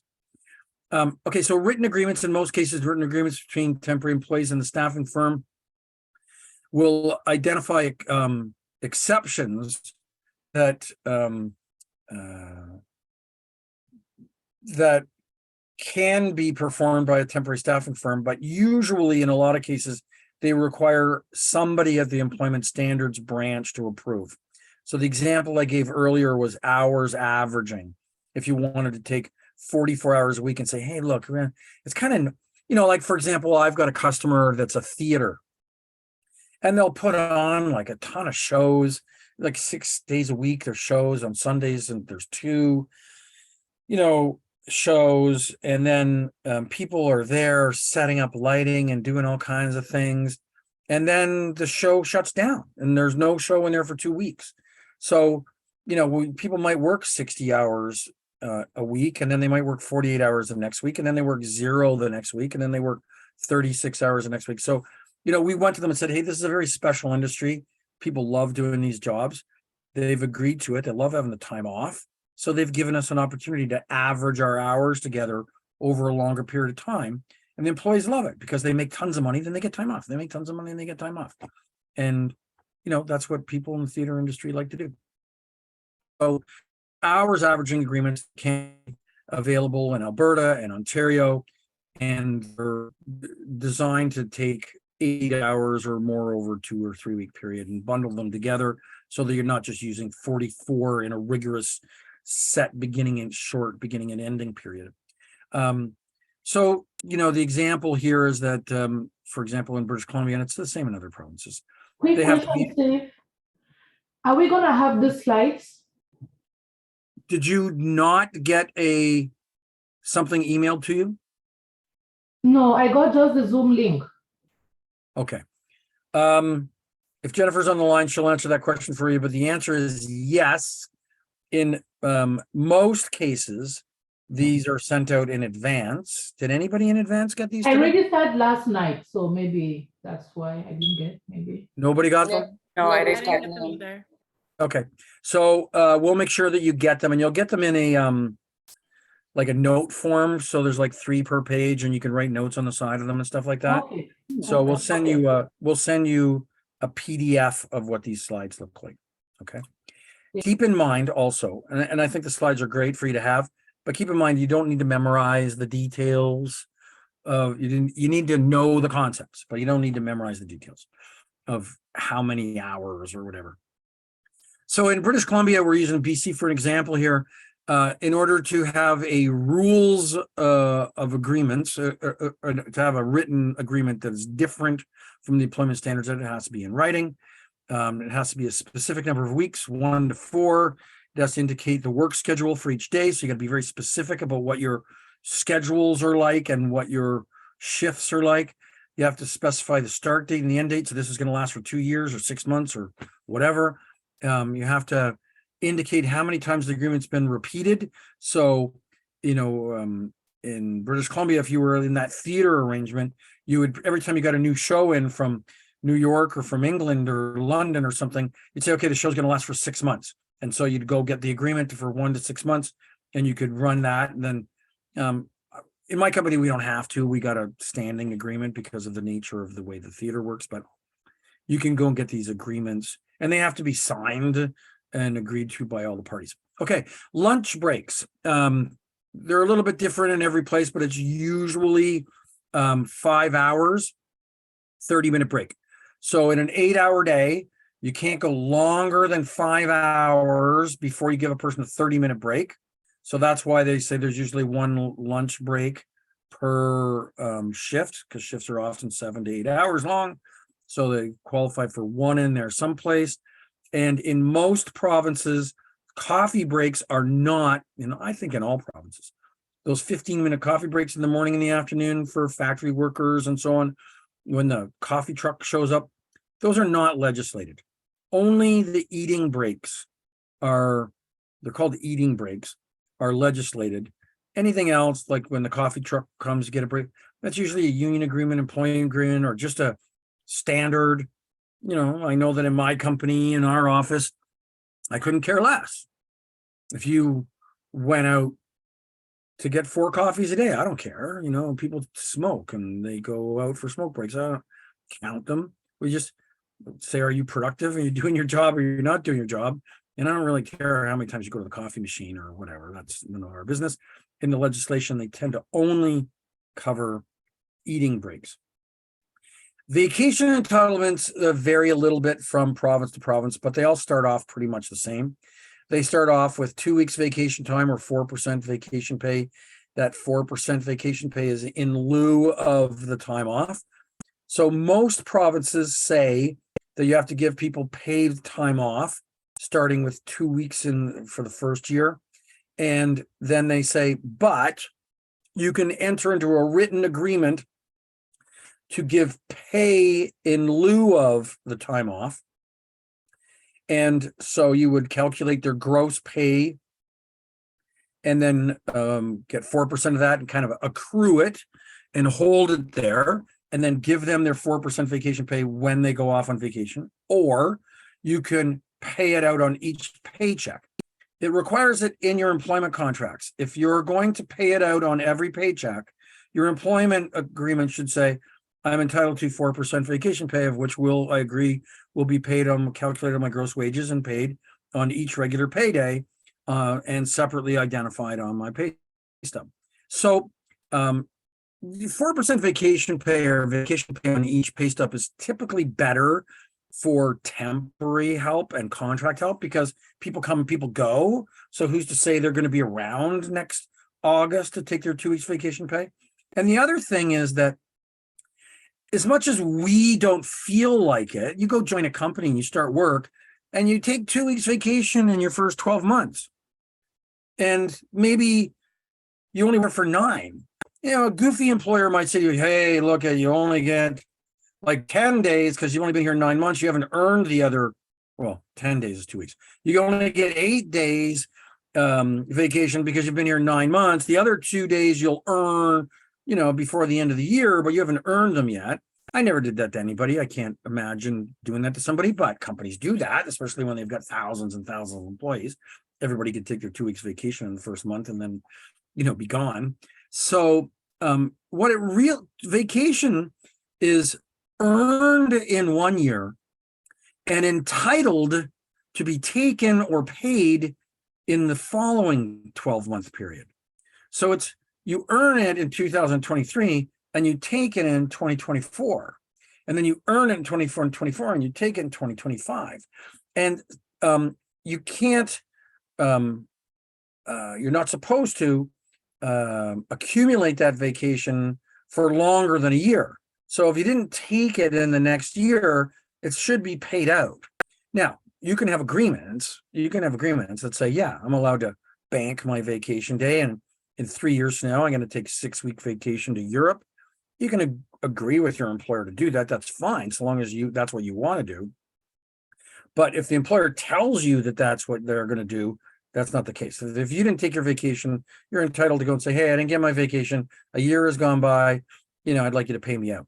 So the vacation pay in Ontario, it used to be sort of common practice that at the end of a certain period of time, 3 years, 5 years, whatever, the amount of vacation time you got went up. And so it was pretty common.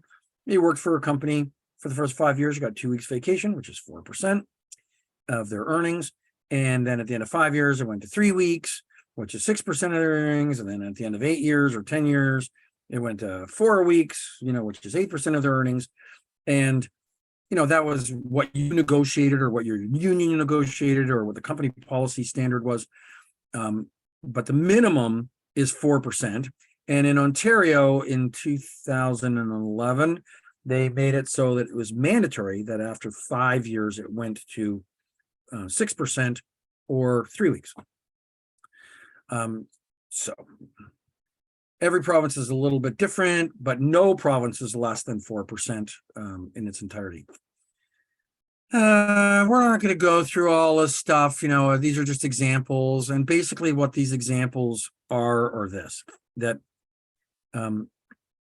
if a person earns a certain amount of money and you're paying the vacation pay on their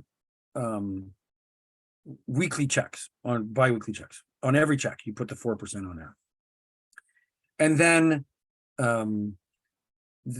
there's no question about how that's handled. That's just handled. If you're going to put it into an accrual where you hold it and pay it out to them when they take the vacation, then you would use the 4% on their gross pay. And then when they take their vacation, you wouldn't, and you pay them, you wouldn't calculate 4% on top of that. You follow me? So you're going along, making $500 a week, $500 a week, $500 a week. 12 weeks go, or 26 weeks go by. You've now accumulated enough in your account that you're going to get $500. We wouldn't, then they take the week off and we give them the $500. We don't calculate 4% on top of that pay we just gave them again, pay them again. So there's no vacation pay on vacation pay. And companies that don't calculate, that don't properly itemize their vacation pay as separate type of pay, often make the mistake of paying 4% on the 4% because it's just gross pay. And if you don't legally, as you're required to, separate it, then you are obligated by law to pay for vacation pay on the vacation pay. Because you didn't stipulate it as vacation pay, it's just gross pay. So you had an obligation in law to separate it and show it as a separate item on their pay stub. And if you don't, it's as if you didn't give them their vacation pay yet. So theoretically, if you don't, this happened to me in Quebec, by the way, 20 years ago. We didn't, not on the temps, but on the employees, we didn't itemize their vacation. They just took it. And we didn't document it. The weeks they went on vacation, we didn't put it on their pay stub as vacation pay. Then I fired somebody and they went to the government, to the Don du Travail, that they just fired me, which is fine, except for they owe me vacation pay. And we said, no, you took all your vacation. And they said, prove it. We said, well, you're off these days. And they go, show it on my pay stub. And it showed as regular pay on the pay stub, so we had to pay them again. So I don't know, like I find that other provinces tend to be more realistic and they say what really happened. And then they might penalize you for not showing it separately, but not make you pay it again. But theoretically, what happened to us in Quebec is exactly what will happen, can happen. So we've got statutory holiday pay. We talked a lot about that. Every province has got different number of days, 8 days, 9 days, 10 days. They are often different days. You're allowed to alternate days in writing. So if you said, hey, you got to work on Victoria Day, but you get Saint Jean Baptiste Day off, that's not a problem. You're allowed to do that. You don't have to have no time and a half for working on Victoria Day.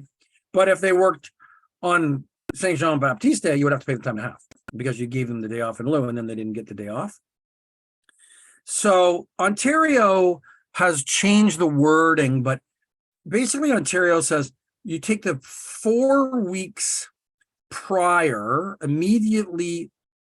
This is impossible, by the way, because a public holiday could fall on a Wednesday.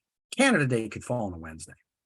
Nobody can efficiently calculate how much money you made in the 30 calendar days immediately preceding the holiday.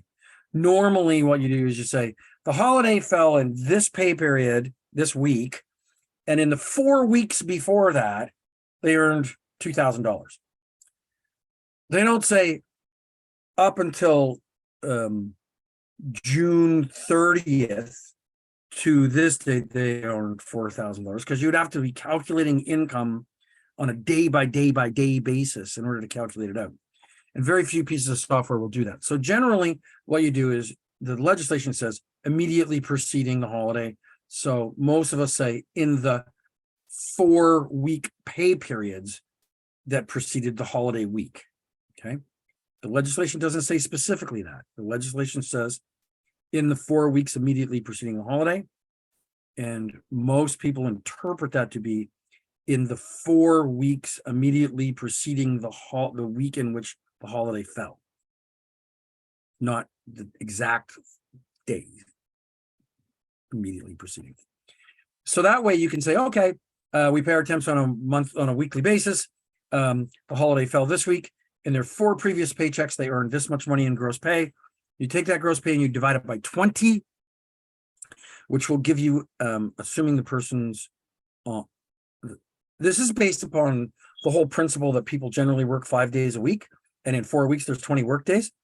I think the Ontario government has changed that to just say the average days pay, because, and you can fight over how you calculate the average, but it was codified in the legislation at one point in time. It may still be there for an example of how you can do it by dividing it by 20. And it just dawned on me that this whole zeitgeist about the 4-day work week, what's that going to do to us? Do we have to, if we all adopt a 4-day work week, to divide it by 16 days? Like, I don't really know. So anyways, so in Ontario, you take the earnings in the 4 previous weeks, you divide by 20, that gives you an average day's pay. So let's do, forget that example that's there. I would just want to give you something really interesting. A person comes along and works 1 day in their immediate 4 weeks, and they earn $100. And you divide 100 by 20, it's $5. Then they get the holiday off, and then they work the next day. They qualify. They worked their regular scheduled work day before the holiday. They showed up for their regular scheduled work day after the holiday, but they only worked 1 day, $100. So you take the $100, you divide it by 20, you get 5, and that person gets $5 for staying home, because their average day's pay over the 4-week period was $5. Now, if you took their average day's pay over 1 day, it would be $100. But it's what did it average out to be, because they might have worked 12 hours 1 day, nothing the next day, 3 hours the next day, nothing for the next 3 days, and then 8 hours the next day. And so this is a very irregular schedule. So they allow us to take the 4-week period, add it all up, divide it by 20. The in Manitoba, they do almost exactly the same thing, except for they say 5%. Well, if you're any good at math, you know that 5% of 100 is 100 divided by 20. So it's the same thing. They just express it differently. So in Manitoba, they say, okay, take the amount of money you earned in the 4-week period immediately preceding the holiday and pay them 5%, which is exactly the same calculation as dividing by 20. So they use different language to, yep, go ahead, Lily. I get sometimes confused, I'm in Ontario, when they talk about they should they should have worked before and after the holiday to qualify for the statutory holiday pay. Is there something like that? Because the staffing industry, home care, like you, right? You can have somebody, they pick up a shift, like one shift, and then they don't work before the holiday and after the holiday. Yeah. Do they still qualify? Yeah. I don't know. The wording is your scheduled work day before and your scheduled work day after. So let's say, for example, the person worked 1 week 3 weeks ago and earned $1,000. Right. Then they didn't work for the next 2 weeks and then they were scheduled to start 4 days after the holiday was over, and they went to work that day. They have now worked their scheduled workday, which was 3 weeks ago before, and their scheduled workday 4 days after. So they're entitled to that $1,000 divided by 20. Okay, so what if they don't have a scheduled work day after the holiday? Well, the answer to that is complicated. It's called continuity of work. It's a really good question. And it kind of, I'm going to tell you exactly what you're required to do, and I'm going to tell you what people do. Okay. And I'm not going to encourage you to do what people do. I'm going to tell you what you're required to do, and then I'll tell you what really happens most of the time. A person works sometime in the last month, but they're not scheduled to work now. The holiday comes, and then they never work for you again. Right. So you're not required to send them any money because they had no scheduled work day after, and they didn't show up for that day, which they were not scheduled for. So that's no problem. If you have something scheduled for the example I just gave you a minute ago, and they show up, it's pretty straightforward that they did show up, so they get paid. But now you've got this intermittent worker that gets a phone call in a week from now. You've paid everybody their public holiday pay, and then 2 weeks from now, 3 weeks from now, 4 weeks from now, you call them again and they say yes. So now they've worked their scheduled workday after. So in the to the letter of the law, you would need to pay the person when they went back to work for you again. If they showed up on for their scheduled day, you would need to pay them for the public holiday that was in that sort of lame duck period, because they did work the scheduled work day before in the 30 days. They did work their scheduled day after, and you would have to pay them.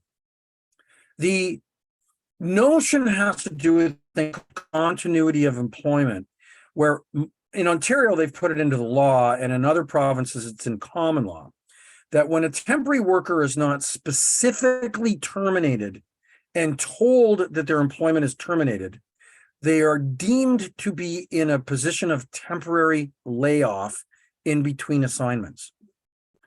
So if you don't say to somebody, hey, when your assignment's done this Friday, we're going to issue you a record of employment because we don't have any work for you.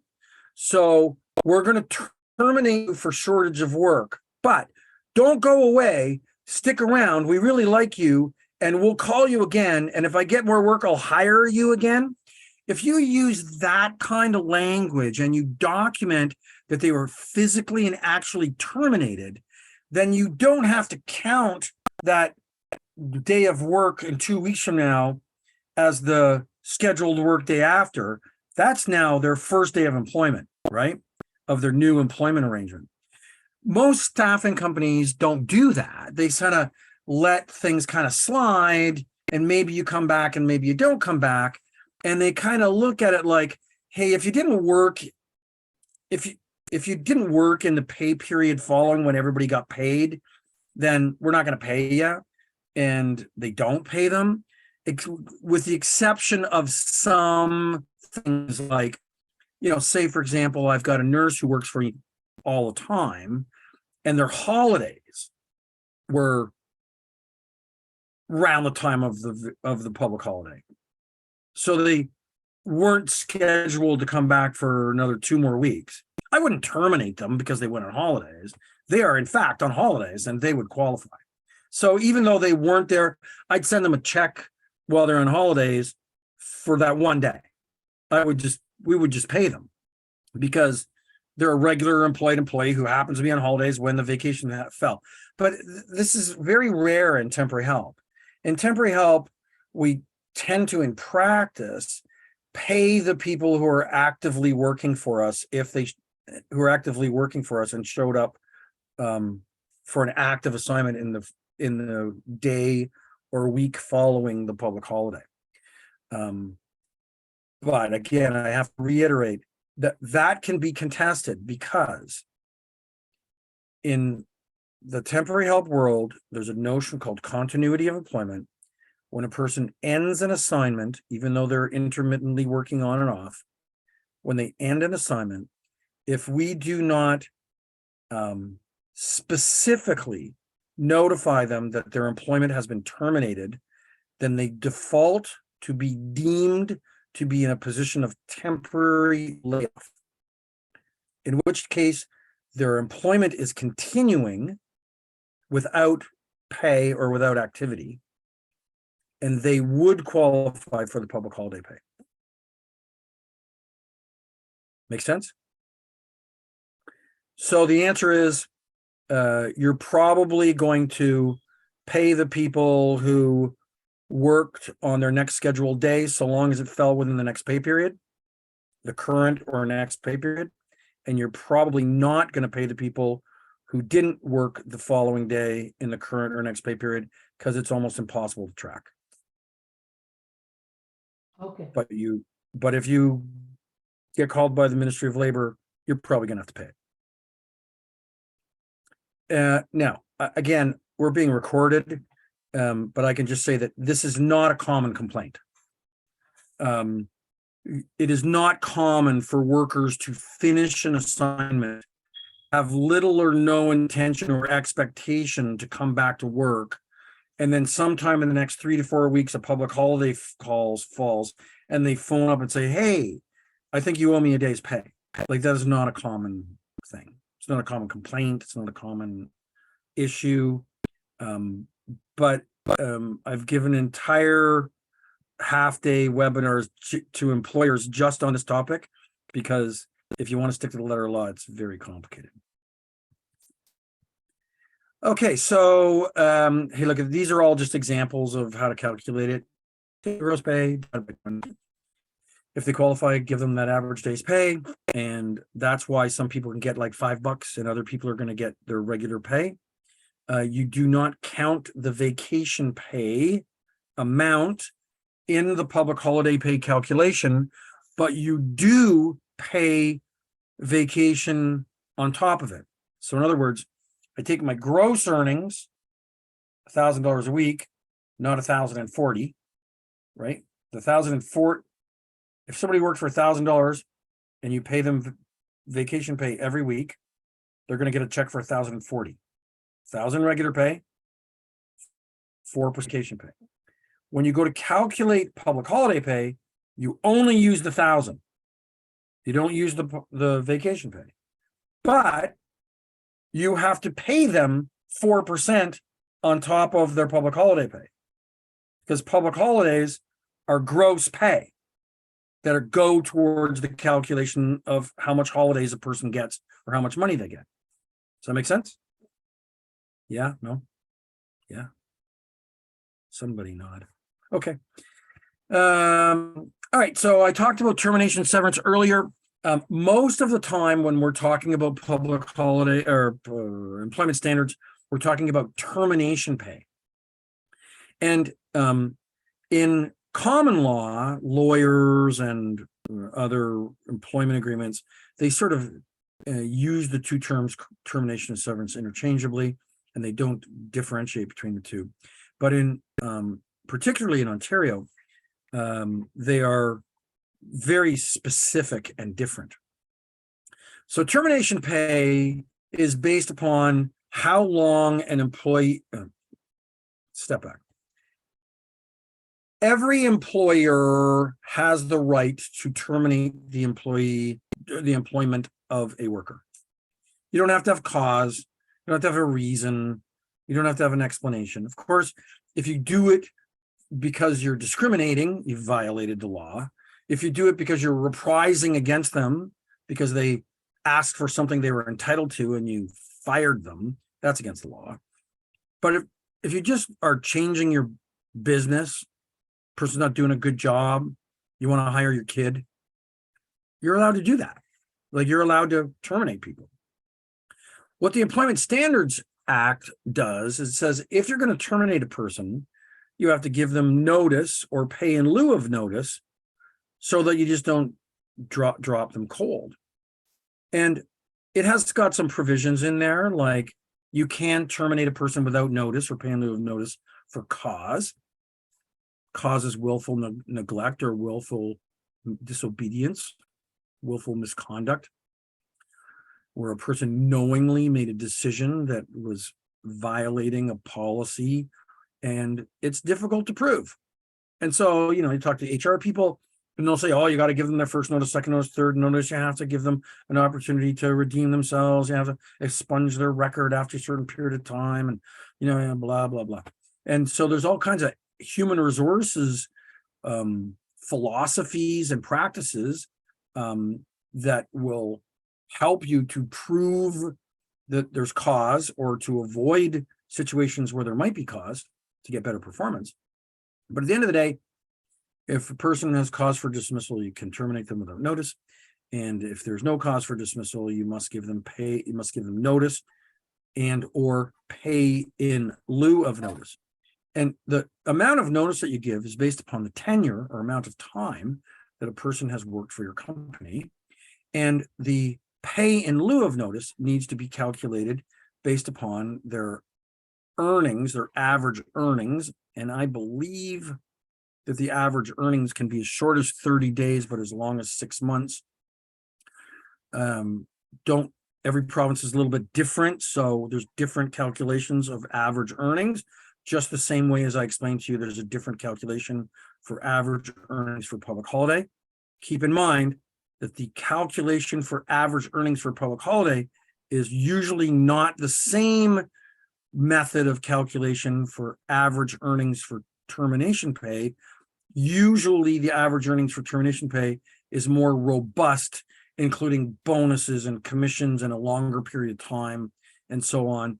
And so if you wanted to calculate that, you'd have to look it up for your province to see what the calculation method is. And it usually, in most provinces, has a qualification period. And that qualification period is often 3 months, that once a person's worked for you for 3 months, that you need to give them notice or some time period of notice or pay in lieu of notice. And they usually have a maximum amount of 8 weeks. Now you hear about people getting, now I'm going to interchangeably use the word, severance packages, which is not a term used in employment standards. That's a term used in common law by lawyers. So they get a severance package, and that severance package is 6 months or 3 months or 2 years or something like that. That's because that's a combination of the minimum amount that is required by Employment Standards Act, by law, and the maximum amount or the amount that somebody thinks it's actually worth in common law. So people have a contract or they don't have a contract, then they sue the employer and say, hey, you kind of made a promise to me that I would be employed by you, and then you broke your promise, so I'm going to sue you. And then in order to, they either settle on a severance package, or an employer will offer someone a severance package to avoid being sued. And so very often these packages are somewhat more in excess of what the minimum amount is required by law. So the Employment Standards Act only dictates the minimum. So if you tried to pay somebody less than the minimum, they don't even need to go get a lawyer. They just walk down the street to the Employment Standards Branch and say, hey, these guys didn't pay me the minimum, and you're going to get a call from the government, and it's not going to cost the employee anything to go and collect the money that they're entitled to. So employment standards is different from severance packages. And but they're all based upon the same principles, because a person who receives a common law severance or contractual severance package or offer is also based upon, performance, years of experience, time with the company, all that kind of stuff. So what's important to note? Oh, can I ask a question? Hi, it's Arlene. So I in Ontario, and I was always under the understanding, both within and outside of the staffing industry, that the standard notice period was 2 weeks. I didn't realize notice period was determined on your length of employment. with a Yeah, calendar. one of the next screens we go to is going to show you I how, always thought it was severance that was tied to your length of employment. There was the standard notice of 2 weeks, and then severance was based on your length of employment. yeah, So, no, oh, they're both based upon your length of employment. I didn't know that. That's good to Mhm. know. Yeah, I get people call me all the time.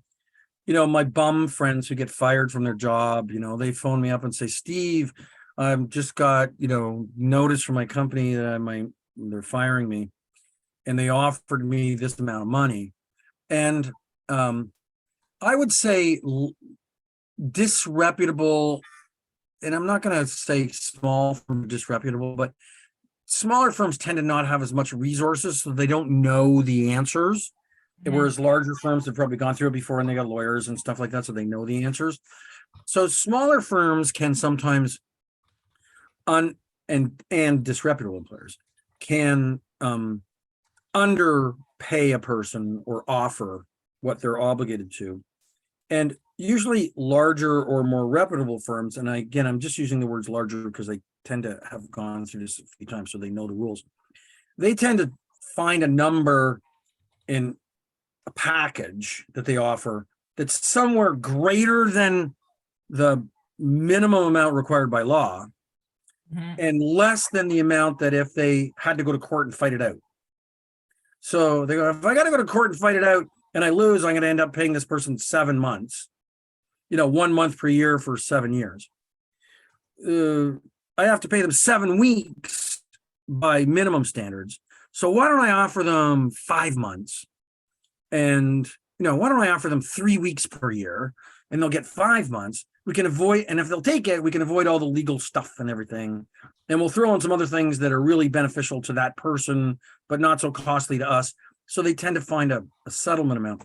So severance, I'm going to come to severance because severance in the legislation has to do with very specific things. So severance, I'm going to move something on my screen here so I can actually read these words for you because it's kind of complicated. To calculate the amount of termination pay as an assignment player to receive. In the case of severance, other than a severance that results from a layoff, take the total amount of wages earned by the assignment employee for the work done for their client and the agency during the 12-week period. So there, you got to use 12 weeks in order to calculate the average for severance pay. And severance pay really only applies. I got to see if I can find a screen here. So severance pay is extra compensation that is added above the termination pay. So far up until now, we've talked about termination pay. Severance pay is for qualifying employees that are long-term employees. So it's not the same as termination pay. An employee qualifies for severance pay if they have worked for the employer for 5 or more years, including all the time by the employee in the employment with. So that if you're a temporary help company, that includes all the downtime. So let's say, for example, a person worked for 3 months, then off for a month and 3 months. If you didn't terminate them at the end of each one of those breaks, it's one big period. So first off, they had to work for 5 years or more, and the employer has to have a $2.5 million payroll or larger. So severance pay does not apply. Termination pay applies to everybody. Severance pay only applies to larger employers with $2.5 million in payroll. So for a temporary staffing firm, $2.5 million in payroll is not like super big. It's bigger than the average small, single office that doesn't do a ton, but it's not super big. But if you were like in the manufacturing business or something, that's a lot. That's like, 100 employees or something like that. It's like a lot. So, so it applies to only people who work for 5 years and only people who work for reasonable sized companies, $2.5 million in payroll. And severance pay is different from termination pay. So termination pay is calculated based upon the number of weeks, but you can pay it in some combination of notice or pay in lieu of notice, or some combination of notice and pay in lieu of notice. So if a person is in Ontario, in this example on the left, and they've worked for the company for 4 or more years, but less than 5. So as soon as they got to 4 weeks tenure, 4 years tenure, they're entitled to 4 weeks notice. But the employer might say, I kind of need you around for a week to help us transition because you're the only person who knows the special sauce. And so in order to learn the special sauce from you and transition it to whoever's going to be taking on this extra workload, we're going to give you 4 weeks notice because that's what required in law. But you're required to only work 1 week, and then we'll give you 3 more weeks pay on top of that. So we'll give you 1 week of work with pay and 3 weeks off without any pay. So in that example I just gave you, we were required to give 4 weeks notice, in which case we could have required them to work the full 4 weeks. But we decided that we're only going to make them work 1 week, or ask them to work 1 week, and we're going to pay them for 3 more off. So you can, or you could just say to them, and we're going to walk you to the door. Here's your 4 weeks pay. So you can give them notice, working notice. You can give them pay in lieu of notice, or you can give them some combination of working notice and paid notice to add up to the 4 weeks. Now, each province kind of words it a little bit differently, and usually it's in, by the way, in Ontario, it's like you work for a day, you get a week's notice. They got rid of the 3-month period, but in other provinces, most other provinces, there's 13 weeks or 3 months before a person qualifies.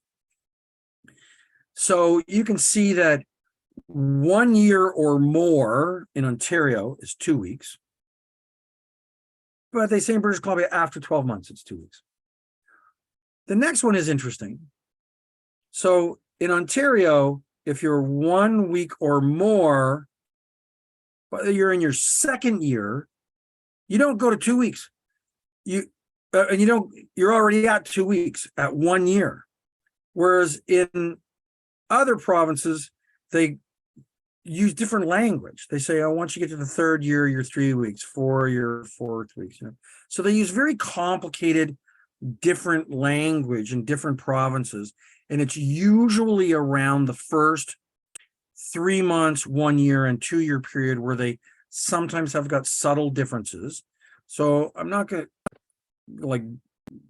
but it basically works out to, in the end, to 1 week per year, up to 8 years.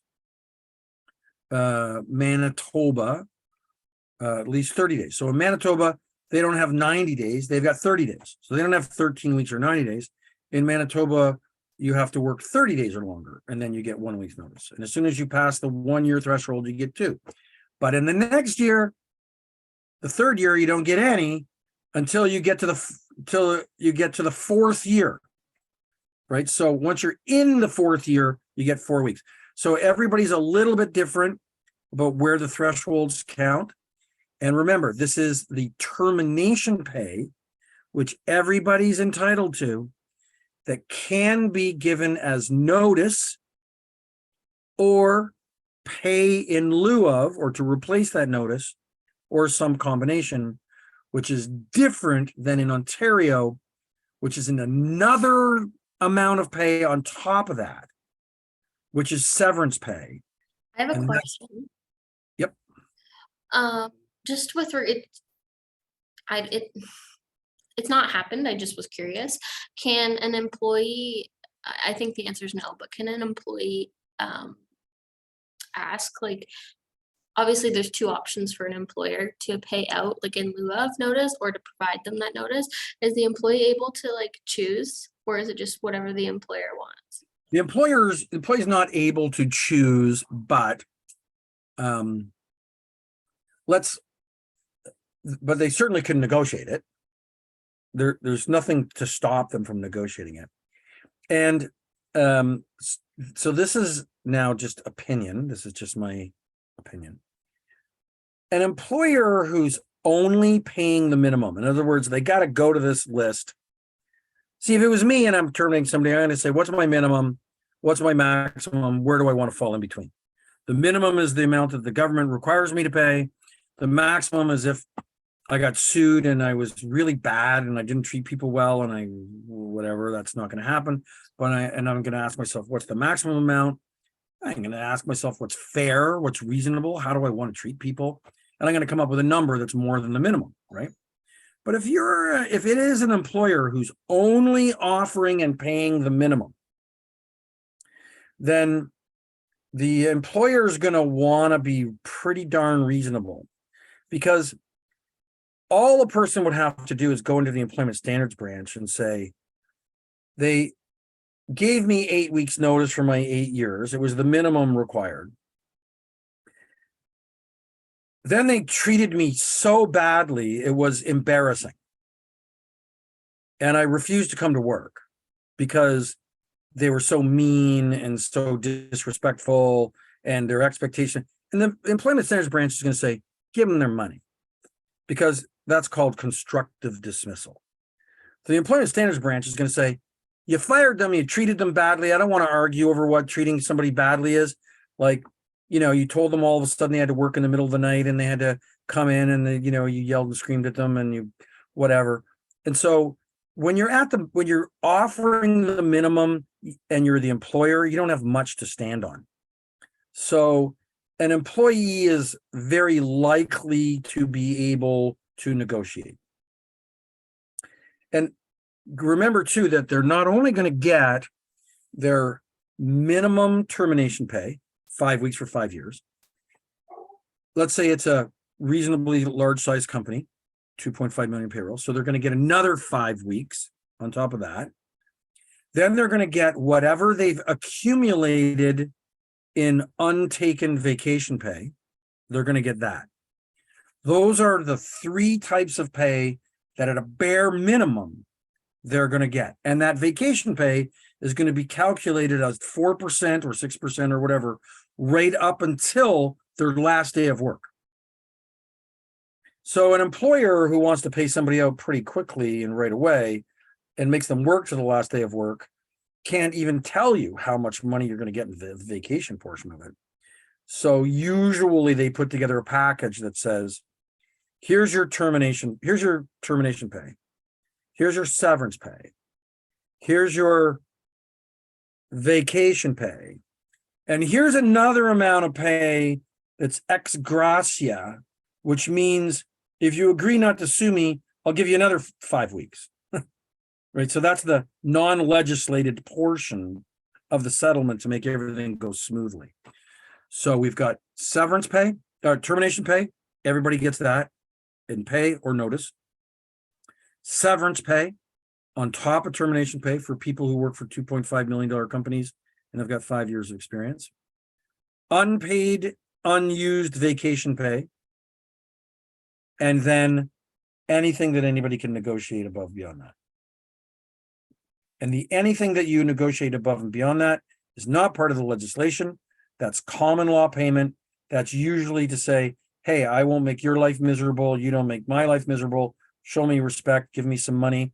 We had an agreement. I thought I was going to work here for the rest of my life. You changed the deal. How much money do you want to give me for changing the deal? That's ex gratia, or extra payment is usually what we call the settlement payment.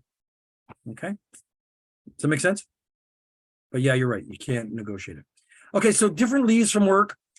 Every province has different leaves. Many provinces have the same kind of leaves. We've got pregnancy leave and parental leave and personal emergency leave and family emergency leave and critical illness for a child in Ontario. And I think Quebec, I think in Nova Scotia, you can get time off without pay, but they must guarantee your job if you donate an organ.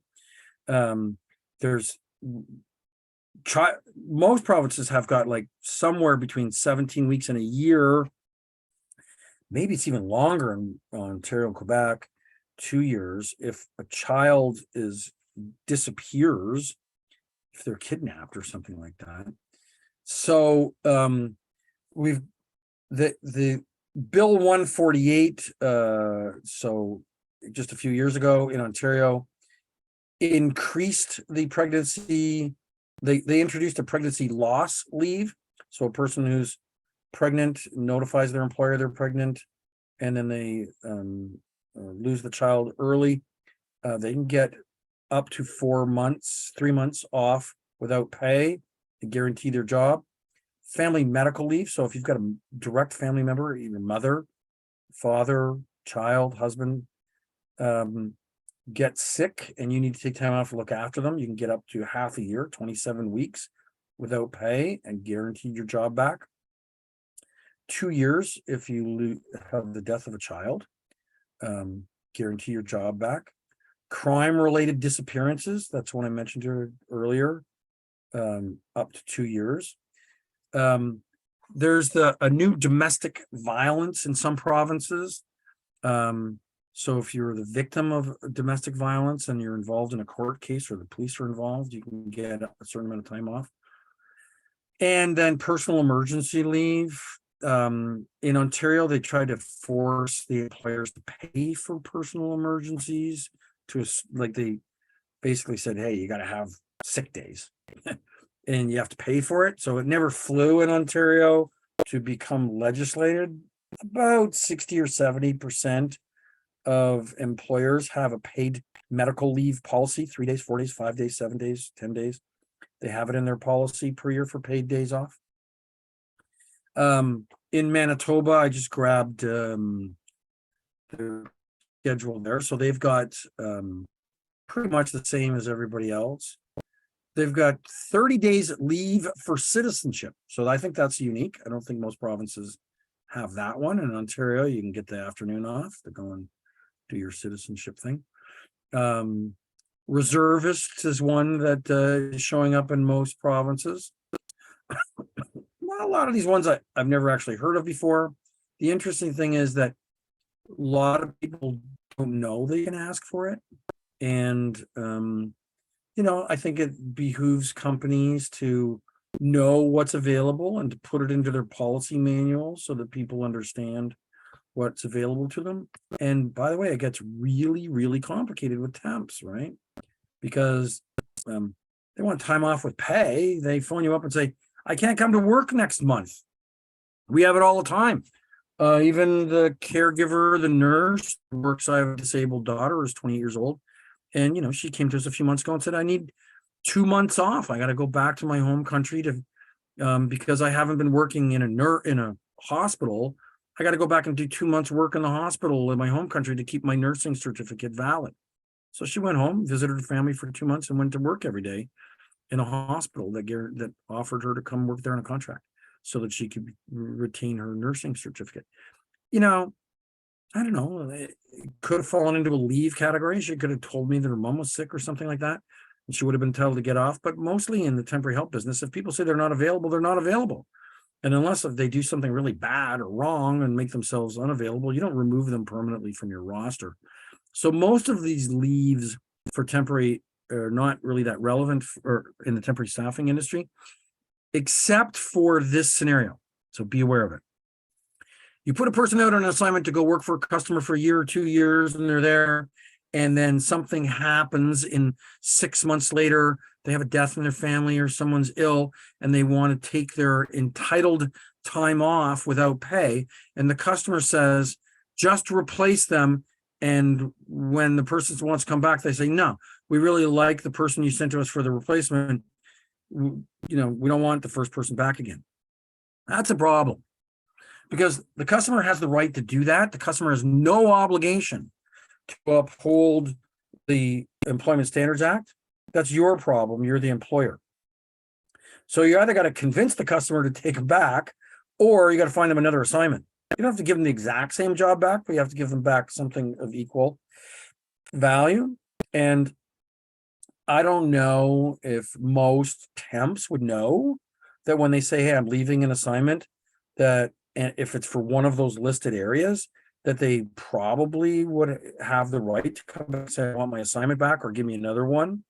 And that, and the interesting thing is that the remedies, might be that you have to pay the person for the time that, until you get them back to work properly. So again, it's not something that's really common, but you got to be aware of it, that when you've got a person on an assignment and it's a long-term assignment with a fixed end date somewhere out in the future, and they ask for a leave, you got to talk to your customer to make sure that they understand the replacement person is going to be there for 10 days or 2 days or 3 days. Then the other person's coming back again. I'm not going to spend a lot of time on COVID worker benefit programs because most of them have expired. A lot of them are in the courts now. But basically, in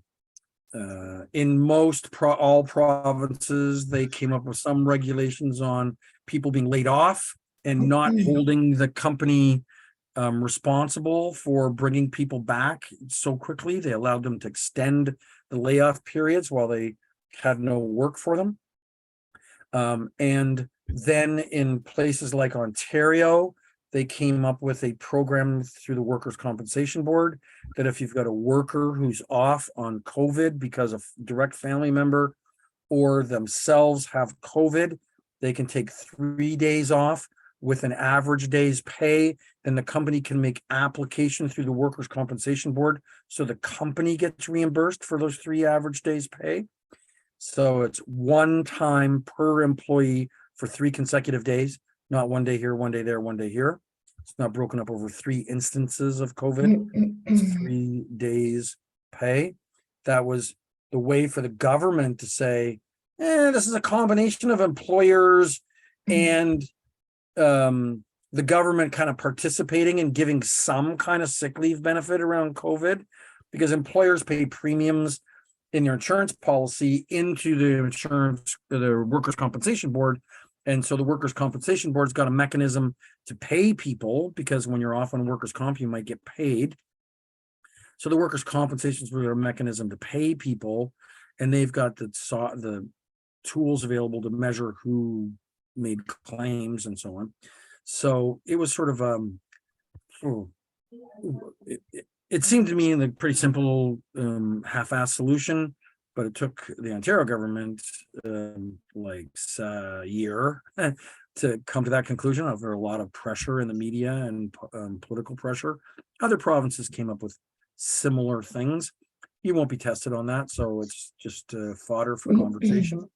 Some of the aspects of provincial legislations were delayed for employment standards and put on hold so that companies wouldn't be held accountable for paying severance pay and termination pay while they were shut down under COVID. Those got extended through to a lot of them through to mid-July 2022 or July 2022. Then those extensions kind of expired. In Ontario, and by the way, I mention Ontario a lot because probably half of the companies in the staffing industry are in Ontario and Quebec. But historically, legislation very often finds its way into the system in Ontario. And then in the years following, other provinces kind of watch it and they say, okay, they've got, 18 million people working there and we've got 1 million or 2 million people working. Let them fight it out for 2 or 3 years, see how it works out. We'll pick the good parts of it that are working and we'll then put it into our legislation. So it's I'm not saying that that's the way all things happen. Great things happen in other provinces too. Bad things happen in Ontario and other provinces too. But it just seems like a pattern that a lot of things kind of started in Ontario and other provinces follow. Here's an interesting thing. In 2011, Ontario eliminated employment agency licensing. In 2018, Manitoba eliminated employment agency licensing. And in 2023, Ontario will be introducing new legislation for employment agency licensing. So it'll be interesting to see if other provinces, after done away with employment agency licensing, follow the same path and reintroduce licensing again in those provinces. Ontario, a couple years ago, last year, introduced the disconnect from work policy, which really came about prior to COVID, but really got amplified during COVID, where people were getting emails, text messages, and phone calls because they're working from home 24 hours a day, 7 days a week. Nobody knew if you were working at 9 o'clock in the morning or taking your kids to school or walking the dog. And so they just expected that if I call you at 9 o'clock at night, you should answer the phone and deal with my problem. And I won't ask you at 9 o'clock in the morning what you're doing if I don't see you there. Just get the work done. Well, that became a problem, particularly not for those people who actually did walk the dog and take the kids to school and get up and make lunch for their kids, which they never got a chance to do before.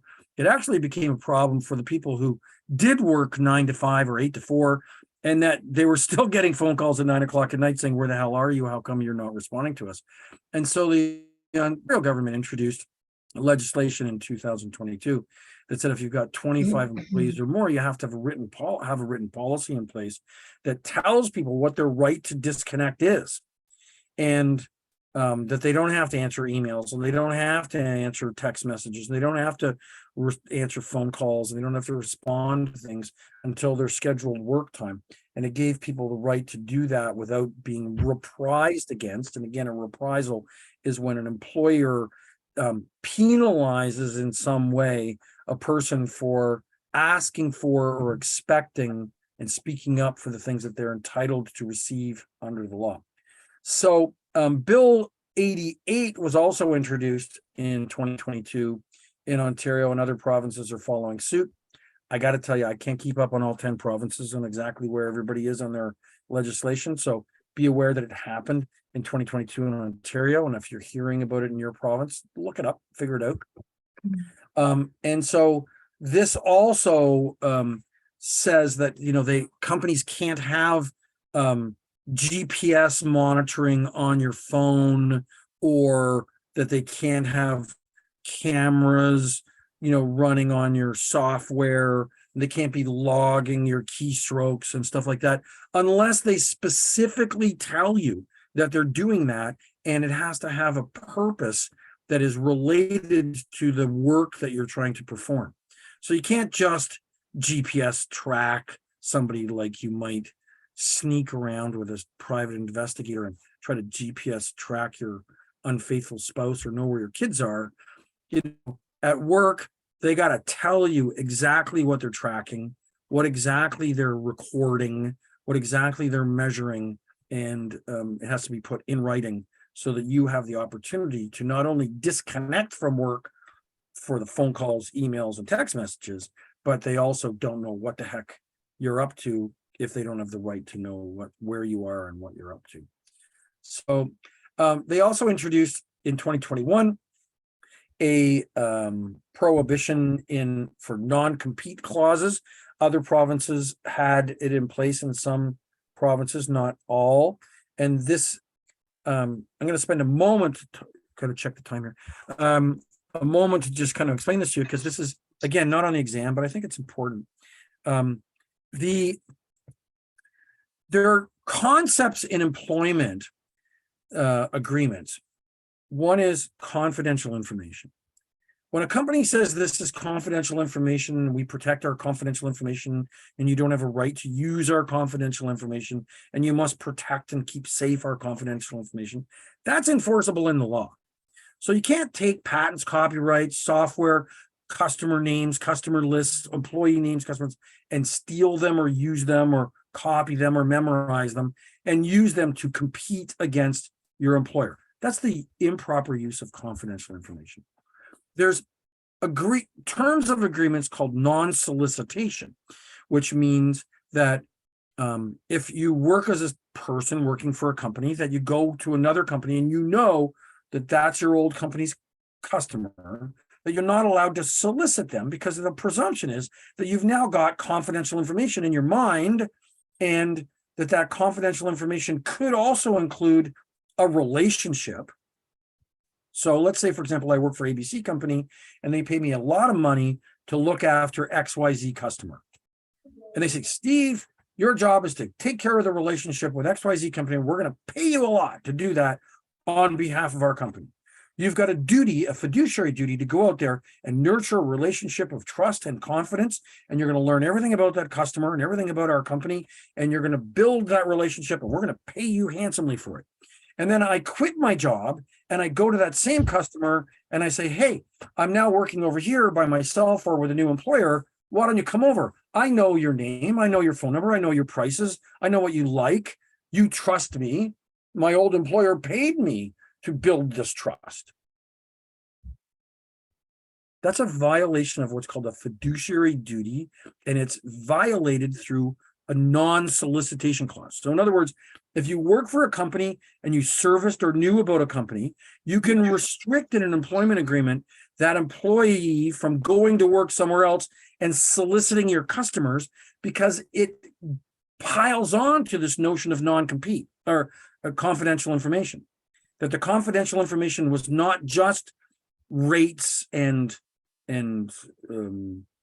patents, it was also this confidential relationship that you built. But non-compete is broader than solicitation and confidential information. Non-compete clauses say, if you worked for me in Mississauga, Ontario, you cannot work in the industry in Mississauga, Ontario for 12 months or 2 years or 5 years. That means you cannot work for a competitive organization. And the government has said that is, and courts have said, that's kind of overreaching. There's nothing that if you work for a staffing company in Mississauga, Ontario, and you go work for another staffing company in Mississauga, Ontario, there's nothing in that that implies that you're going to solicit the same customers and use proprietary systems or steal and use confidential information. You could go work in the staffing industry and make it on your own, find a new customer, deal with their own existing customers. You don't have to steal, solicit their past customers or steal or use confidential information. So the government has basically said, we're just going to make it illegal for you to put a non-compete clause in an employment agreement.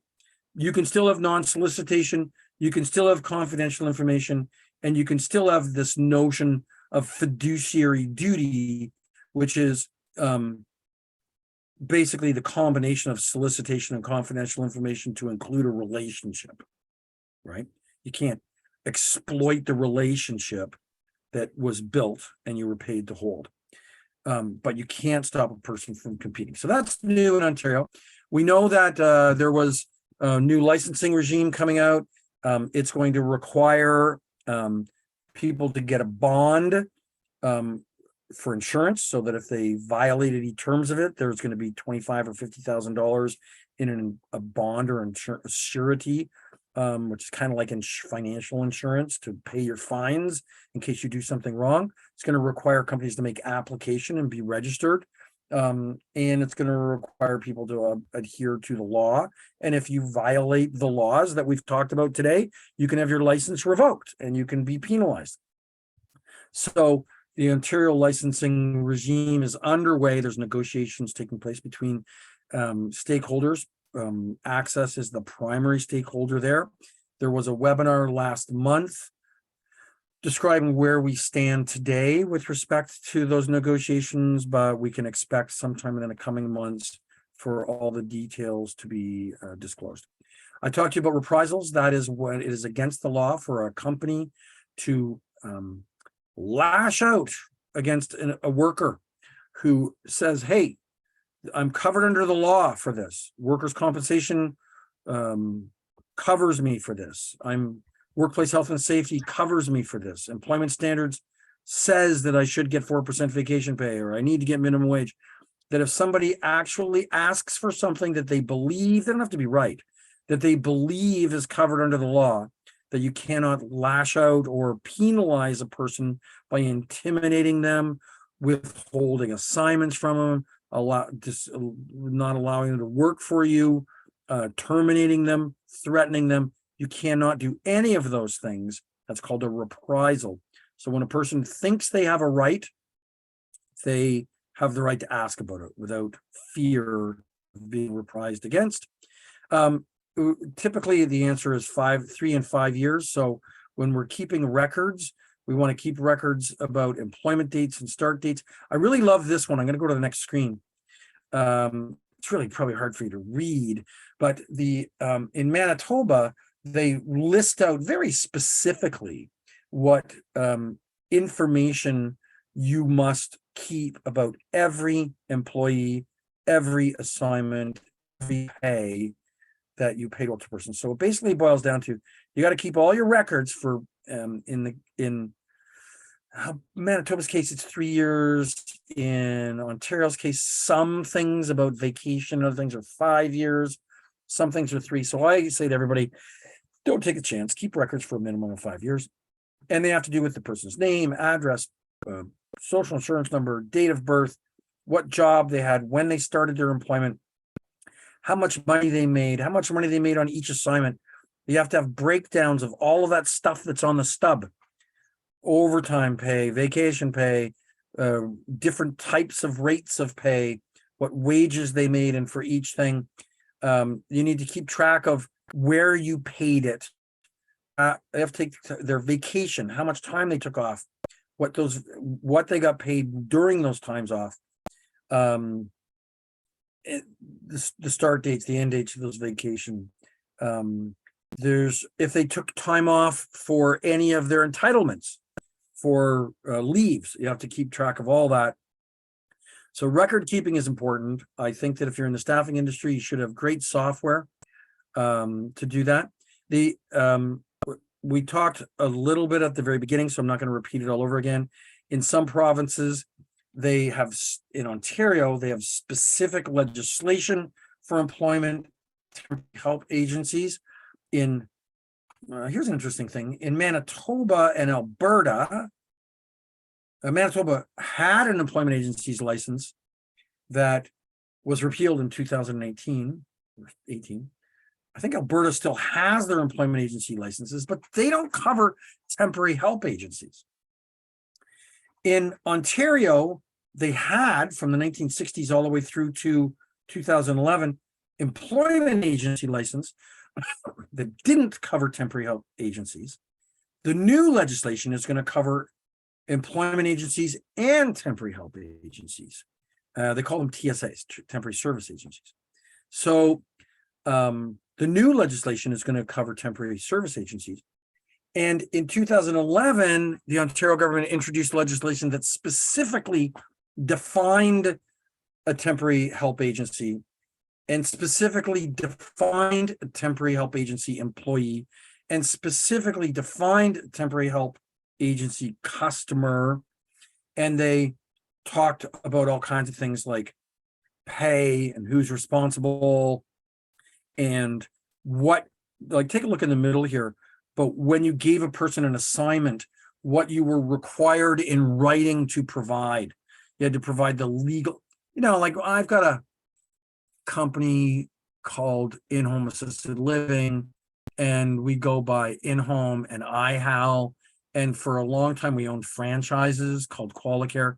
So theoretically, I would have to tell everybody all those names. I'd have to say, In-Home Assisted Living, Inc. operates as Qualicare, iHal, In-Home, and that you're being paid by In-Home Assisted Living, Inc., regardless of the names, the operating names.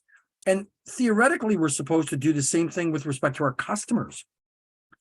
So if our customer's got an operating name, if they're Ontario 1, 2, 3, 4, 5, 6, 7 operating as ABC call center, we're supposed to tell them that so that they know exactly who they're going to work for. We got to tell them their pay rates, their start dates, their finish times, what the job description is. One of the biggest, and the reason why they did that too, is because one of the biggest complaints that the Ontario government thought they needed to solve, which I think is ridiculous, is that people went to work on an assignment thinking they're going to do something, and then they ended up doing something else. It's like, okay, that's the way, it's not like we're lying to you, that we want you to go there and, file, but we're going to make you dig holes. That's not typically what happens, right? So typically what was happening was the people would be sent to, for example, a call center and be told they're doing inbound, but the inbound got really slow. So the outbound department would say, hey, can we borrow those 4 temps to come over here and do outbound calls for us? And then people would say, oh, this is so disreputable and it's bad and unethical. So, you know, we're required to make every effort we possibly can to describe to a person the work that they're required to do and put it in writing. There's this other thing under Bill 148 called joint and several liability, which basically means that it's not several, it's joint, that if a temporary staffing company goes bankrupt or closes their doors or fails to make payment of wages to a worker, the customer will be held responsible for it. This is in common law called joint and several liability. In most contracts, there's joint clauses around joint and several liability that basically says, you know, if I'm going to do business with two people, then, you know, you're both responsible for it one way or the other. Maybe one person's primary, temporary help company, but if they're gone, customer has to pay. So that's called joint and several liability. IT consultants in Ontario, effective 2023, are no longer considered employees if they don't want to be an employee. So they just had so many court cases of business and IT consultants, particularly coming from companies like ours and going sent to go work for the government. You know, the government puts out a contract for consultants, and then they give the contract to a staffing company, and they hire 10 people to go there and do the work. And then the government turns around and says, well, they're your employee? And the worker says, no, I'm an IT consultant. So they've basically said, okay. You know, if you're an IT consultant or a business consultant, you don't have to prove very much anymore. Just what kind of job you do. Just tell us that you want to be a consultant. You can. We talked a little bit about Ontario licensing. So that one, I said last month, it was November. It was delayed. It actually was January. The November one was delayed and it was put off until January. So there's licensing for temporary help agencies. I want to, before we go, I know we're over tomorrow, we're going to be short, so I'll make it up to you. But I want to let you know that there's an annual conference that's going to be held in 2023 in Calgary at the Westin Hotel. I think it's in May, if I remember correctly. These conferences are fantastic. This is the only place that you're going to get access to industry speakers who know the industry about sales, marketing, recruitment, software, you know, you name it. It's the only place, either through chapter meetings, through these kind of CPCs, and at that conference. So if you're interested in doing a conference this year and you want to get out and break the COVID isolation, this is the place to go. It's the conference to attend. There'll be 2.5 days of highly specialized speakers. You'll be surrounded by other people in the industry who are going to have great questions, and you're going to have opportunities to socialize with them and learn about them. So please mark that date and watch for your emails. And then finally, I just want to talk a little bit about I'm going to skip through these things because we've talked about these things already. You can get posters from your employment standards branches. But I want to talk to you a little bit about, I'll talk to you about co-employment tomorrow. This is basically the whole notion of, I talked to you about it already, who's the employer, who's not the employer.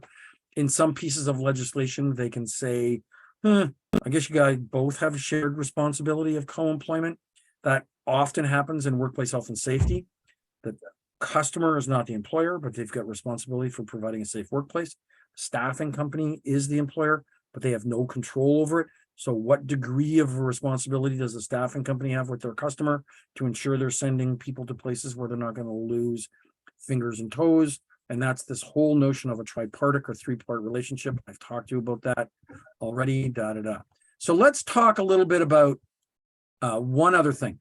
And that has to do with, I mentioned all this stuff. That has to do with your membership in Access. If you are working for a staffing company, you are the staffing company is the member, and you have got rights to all of the services available through Access. You can contact Jennifer and ask her to give you a user account, and then you can log into the user area of the access.org website, and you can see all of the resources that are available, the legislative updates, the white papers that are available, the tools that are provided to you, the schedule of events for conferences and chapter meetings. And so I strongly recommend that at some point in time in the very near future, if you don't have a user login and access to access spelled differently .org website, then reach out to Jennifer with an email and say, hey, can you set me up with a user account? And she'll get you going on that. I went over by about 10 or 15 minutes today. Tomorrow, I mentioned to you at the beginning, there's all that stuff that's redundant. I'm going to skip over most of that, go real quickly through it tomorrow. So I'm going to try to get you done 15 minutes early tomorrow to make up for it. You guys have been great today. I'll remain online for anybody to ask any questions you want for as long as you want. For those people who got to go, thank you.